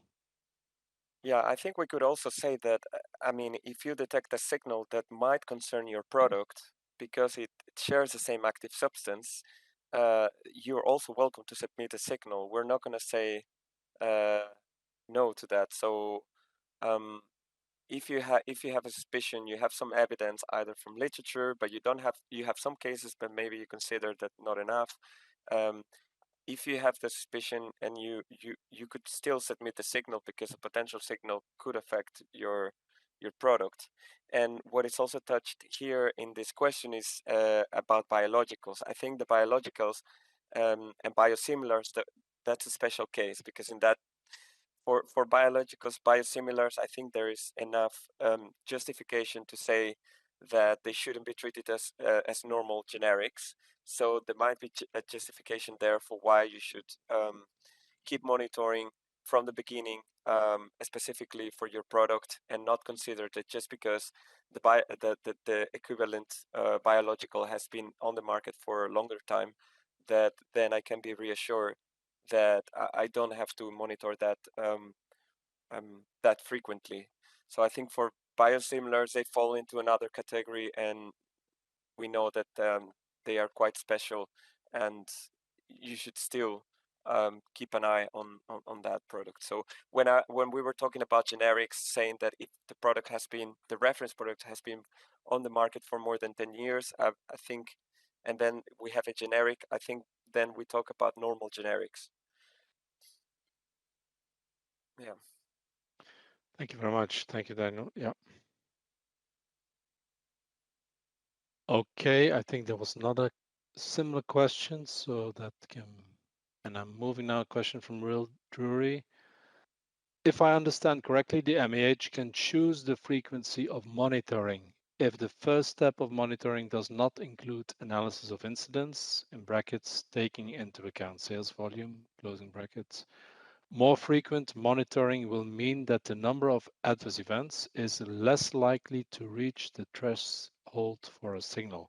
For example, if 8 adverse events with the same clinical sign are reported annually, then annual signal detection will pick up such a signal. However, if you do a 3-monthly signal detection, there may be only 2 adverse events with the clinical sign each signal detection. So the sign will never generate a signal. Or have I misunderstood something? And then the prepared response from my colleagues is the ROR, which will show you if there is disproportionate reporting of that term in the database, is calculated cumulatively with all cases in the database, so not with the cases in the period of analysis selected only. That's one of the queries that Laura presented. And it's important to remind that the lack of statistical disproportionality does not mean that there is no signal. Clinical assessment of potential signals should be done based on cases reported or any other evidence available to the market authorization holders, even when there is not statistical disproportionality. So I think you make a good point, Will. But I think what you have to read in everything really what we have presented today is there's always a lot of trust involved between regulators and industry, with the main responsibility lying with the industry, with an important role of P-SMEG doing analysis at a higher level. And at the end, hopefully we're gonna work together and find a good middle way.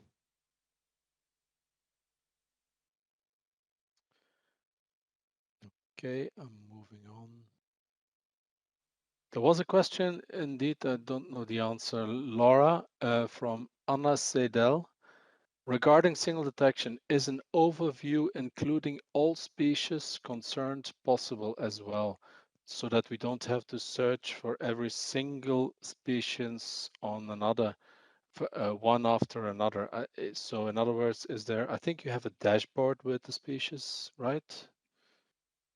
Yeah, there are various dashboards that you may use for that. Like, for example, the adverse event overview dashboard, it gives you information for all the species together. But even on the signal detection dashboard that we showed earlier, you can perform the same step as I did. So if you click on exclude column, the data will be grouped for all the species. So there are ways of grouping the information together. something for us to include in the tutorial on how Yes. to do this. Thank you. One other technical or user question is it possible to freeze fix the header lines of the table view so that they stay on top when you move about in the data warehouse, Laura? I think I remember that it used to be possible. I will need to double check that Yeah. with the technical team, but there are other things that you can also do to facilitate the review of the data. For example, you can move, as the data is grouped at SOC level, you can move the SOC to the prompts. So then only the preferred terms related to that particular SOC are viewable at that point, and then you can flick between the different SOCs. We will include all this functionality on the manuals as well. Okay, thank you. One other question from Ruth Clements for you, Laura. Can you select environmental cases in the single evaluation dashboards? Is there a dashboard on the particular VEDRA terms relevant for environmental? Not You yet. can select it as a VEDRA term, As a VEDRA term. and I think to also you can select the type of information other. I think when we the guidance related to environmental issues is to report them as type of information equal other. So with the combination of those two filters, you can focus on the environmental incidents. Okay. So there were several questions, at least two, to the one related from Michael O'Gorman. Is the current period, if the current period includes both serious and non-serious cases, but the previous period was almost entirely serious cases, is then a comparison actually valid? Question mark. So I don't know who wants to answer this.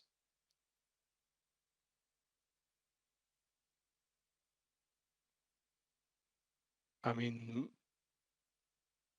personally, I think my first answer would be what's the difference between a serious and a non-serious case? Often it's not so clear. That's one of the reasons why it's out. I think there's also much more variability in the whole data set than that type of variability. You have a point that it's good to know this, but your analysis as such will be on a particular VEDRA term normally.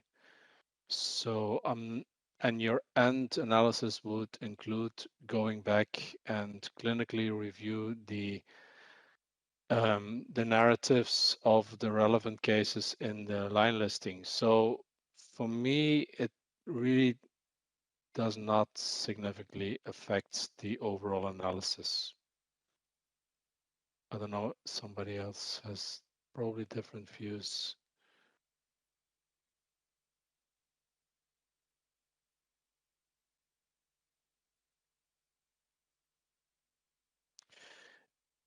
Question, is signal evaluation for specific products restricted to actual MAH? In other words, Laura, can a company do an analysis on other products? Technically, yes, but they will have the restrictions imposed by the access policy. So you can get an overview of the data involved in the signals, but then when you are going to access the case reports, you will only have level 1 access to those reports for which you don't own the products. So you will not be able to access the case narrative, for example.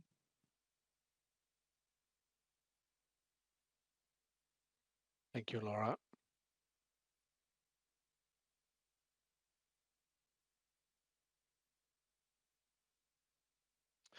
Laura Gardy has a question. It's unclear how we will be entering the product short names. Should we include the strength how many characters can be entered allowed as how many characters can be entered in the product short name, as we may wish to enter a large number of related VMPs.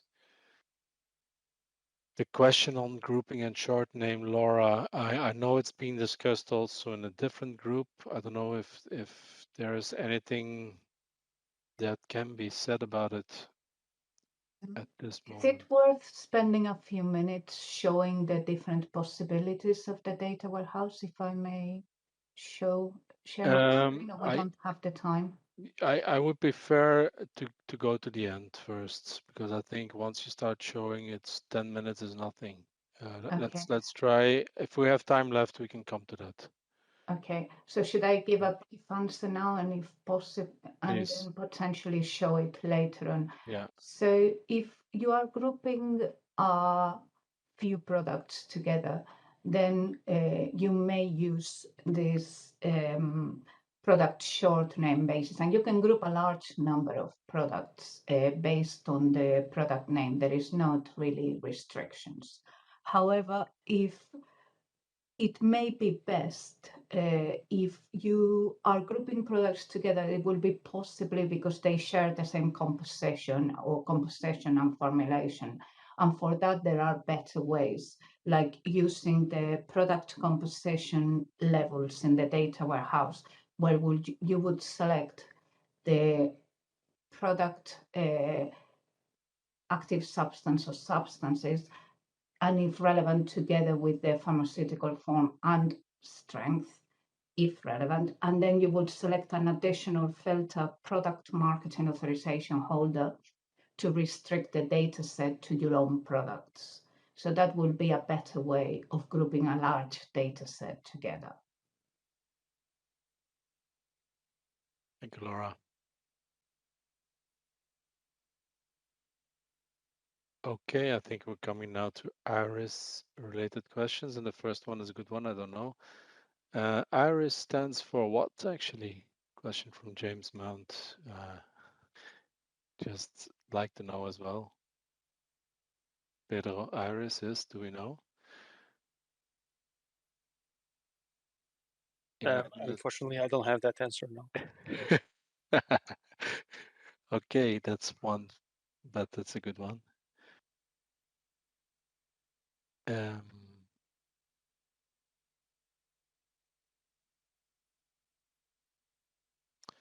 I think there are questions, very specific questions about buzzwords, and please, I don't have the answer. I don't think any one of us has the answer. Please read the. My understanding is it should be straightforward to go and register. It's my understanding from the people that are using it for scientific advice already. Then a question from Ivona Hausman: will a submission made for a headquarter automatically include the same similar products of local organizations, or would the same submission need to be done for all organizations? Pedro, correct me if I'm wrong, but I think the submission is really not linked to your entry as your access, actually. So basically, your submission, you would have to identify all the different products for which you submit, for example, an annual statement. It's not linked to your registration. That's correct. So also because of the complexity behind the organization hierarchy for the different marketing authorization holders, where you can have, if you are a multinational, you might have the headquarter and then the different MAHs. You will have different products at the national level authorized by different MAH within your organization. So that goes back to the same discussion on the grouping.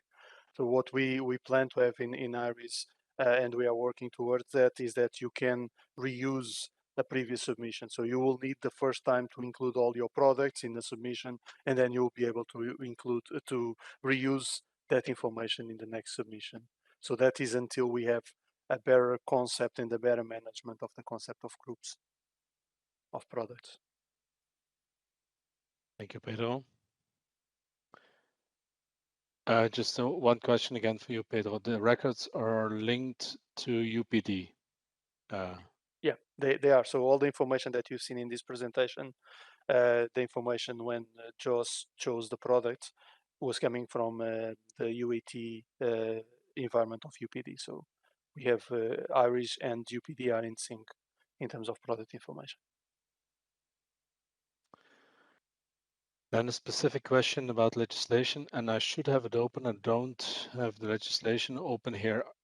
Is IRIS also used for information according to Article 74 in brackets 5? That was a question on Neubert. Does anyone of colleagues has Article 74.5? I don't know it by heart, that one.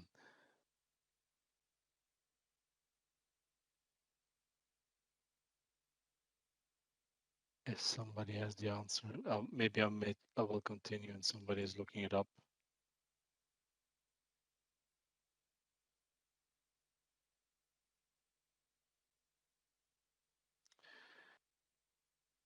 Will reporting compliance, e.g. emerging safety issue 3 days, be determined resulting from date of analysis entered in IRIS? From Vladislav Kurtev. So that's a question on compliance. I know from the point of view of inspections, this is one of the questions that are always coming back. How will it be calculated and what's going to be the basis? At this moment, that's not how we have discussed anything in IRIS yet. So I don't think we have an answer yet about this.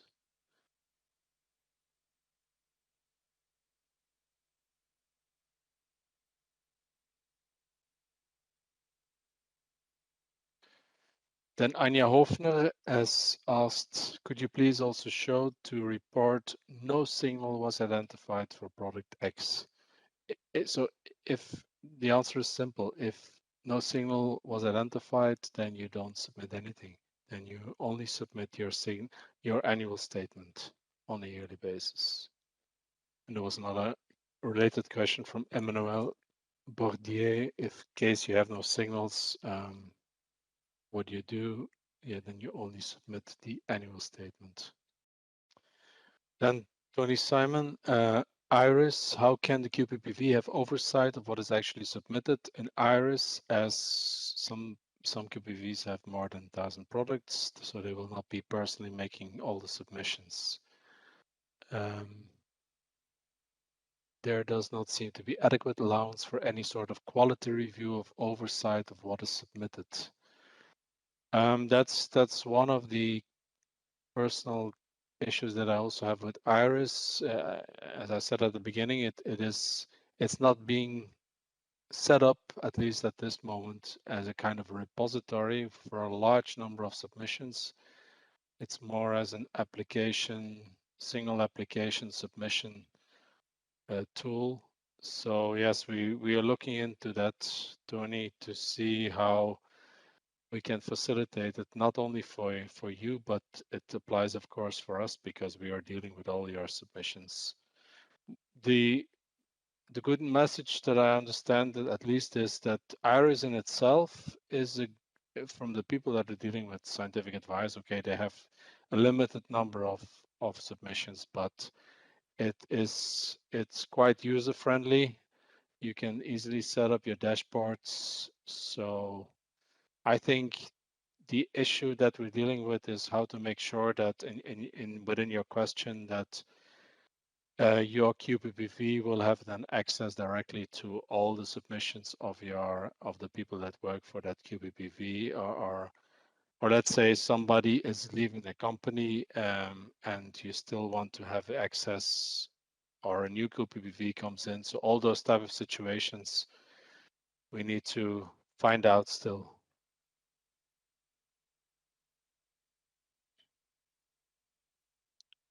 Just if I Yeah. may, Please, if I may add something to this point. So actually, I believe that that's the one advantage of using Irish and something that established already. Josh showed at the beginning, one of the things you need to choose is a screen where you can have add collaborators and so on. So actually, you could have a process internally that you say that every time someone submits on behalf of a QPPV, the QPPV is added as a collaborator, and nothing is submitted until the QPPV has reviewed the signal or the statement or whatever it is. So I think actually that's an advantage because it allows a lot of flexibility on how to implement that. Also, some other questions about CROs and how this can be done. So you can, the organizations will be free to manage their own access or the access to their own information. So you can give access to any user that is registered in EAM. Even if they are not from your organization, it's up to you to manage that.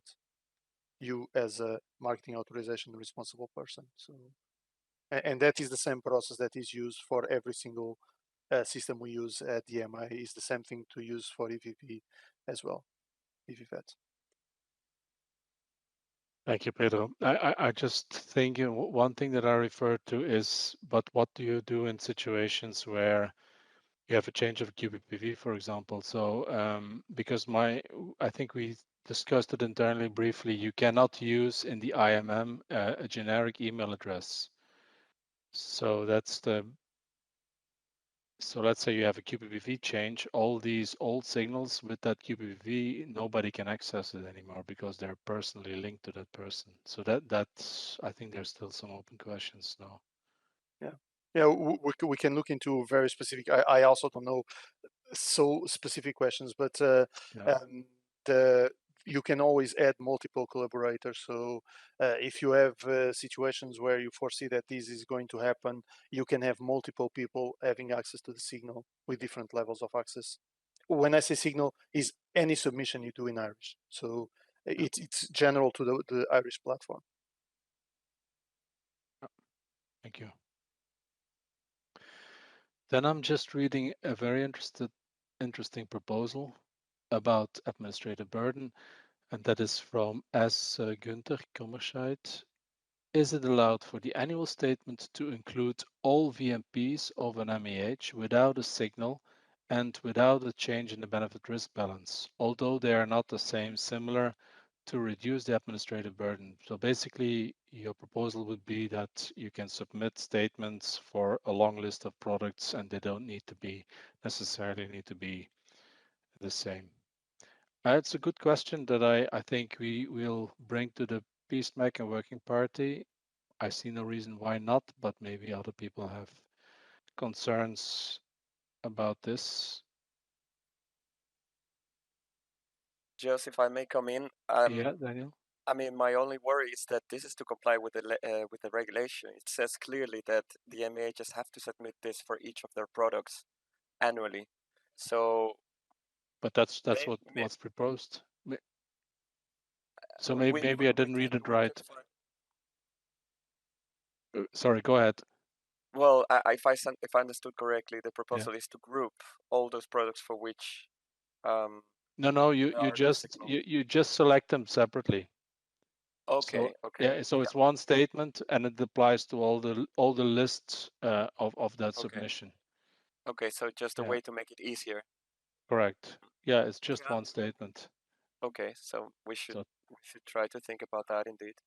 yeah, Would be Just, if I may, I think this is yeah, just something that we would need to consider from the technical side as well to see yes, if it's even yeah, possible. yeah, Thanks. yeah. The next question will be, can I take at the level of the MAH? All my products are signed off. But let's consider it carefully without making a joke about it. Sorry, because I think if there's no technical reason or other reason, why not?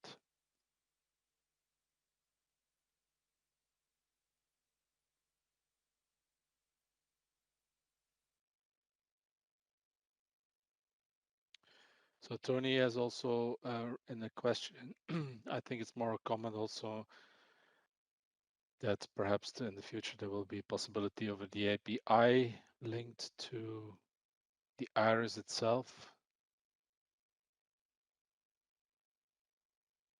I think Pedro maybe that can be considered, but Yeah, we'll no plans talk at to the him. moment, but Okay. yeah, it's something that if it's important in the future, we can look into. Yeah. So the question from De Groot, can you confirm that even refuted signals had to be submitted in iris? Yes, I'm afraid so. So the signals that you have assessed, also the refuted ones, should go into iris. Correct, Daniel? Yes, correct. That's a good question that I don't know the answer. Can you actually create an output from the iris so that it can be used for submission to other non-EEA agencies? Pedro, I don't know. You have your hand up. Actually, just what the button you clicked when you're trying to submit the generate application form. So that should contain all the information about what you just submitted. So you'll have a PDF that, if it's accepted by whoever you need to submit to, should do the trick. Okay, thank you.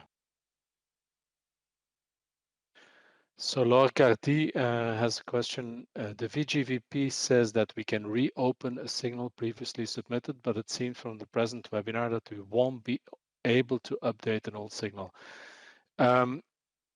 It's a technical issue, Laura. I think it is well spotted. So some of the details of your submission indeed cannot be changed, but what you can change is the actual document. And that's also how we're going to process the information. So if you, for example, for a 30-day submission, you have used the template that was presented earlier by Daniel for your assessment. So a Word template includes all the information that is being reviewed by, for example, an expert in the P-SMEG. He can work, he can add his part of the assessment, can send it back to you. So we can continue working on the actual documents that are included in the submission, but some of the details like identifying the products and so indeed you as an MEH, you cannot update it. So it's not black and white, some of the information, and we will make sure that through the process, it remains possible that you can keep on working on it. Or the alternative would be that you submit, you use the original one and you use it as a template, you resubmit it and you link it to the original submission. But we're looking into that. And then I'm going to take Ivana Hosman, last question. Will the MEH, at least on my list, and there have been more questions that came in, perhaps, but I think we're ending. So on my list, 1206, Ivana Hosman has a question. Will the MEH always be consulted or only in case of open questions? The issue is that we're anticipating, well, we've always said we should move into a really risk-based approach on overall on signal management and pharmacovigilance overall. So that's the intention, that the P-SMEG upfront identifies the type of products that they consider important to be monitoring. So it can well be that we have the full trust in for 1 or 2 years in a company, and whenever you submitting your or no signals, that there will not be any interaction with a company if the product is not considered as one that is being prioritized on a risk-based approach. So that's what we're looking into. What are the how can this be done? So it's not the intention to go into each and every submission. Laura? This is a completely separate topic, but I think it's worth highlighting, is that for marketing authorization holders, if they need to urgently analyze data for a product that is not yet included in the UPD or the data is not yet recoded, there is a level on the data warehouse which is reported brand name level that allows you to access that data for the product. And then you can group all the entries together. Thank you very much. Yeah. Okay, I think there have been a number of questions in the chat that have come in the last half an hour that I haven't touched on. So what we commit to is we will be looking into these, and then we will also have a Q&A afterwards where we can have answers, hopefully, to those questions. For today, thank you for having joined. We hope that we have clarified a little further, that brings you on track to start submitting, to do some analysis, start submitting signals from the 28th onwards. For us, it is one action. You can already start registering to IRIS. And for us, we know that we have a lot of work to do in terms of making now the tutorials available, agreeing on the process with the P-SMEG, and then have further clarity. Just to say that apart from the webinars and the tutorials that are going to be available, we will be having further stakeholder meetings where you all will be invited to further discuss and be updated with the latest developments. So good luck with the further preparation. You have received last time, maybe we can put it in the chat again, Alejandro, that email address if you have any further questions about all this and about anything related to the implementation of the regulation. And then I wish you a good day, rest of the day, and bon appetit. Thank you very much.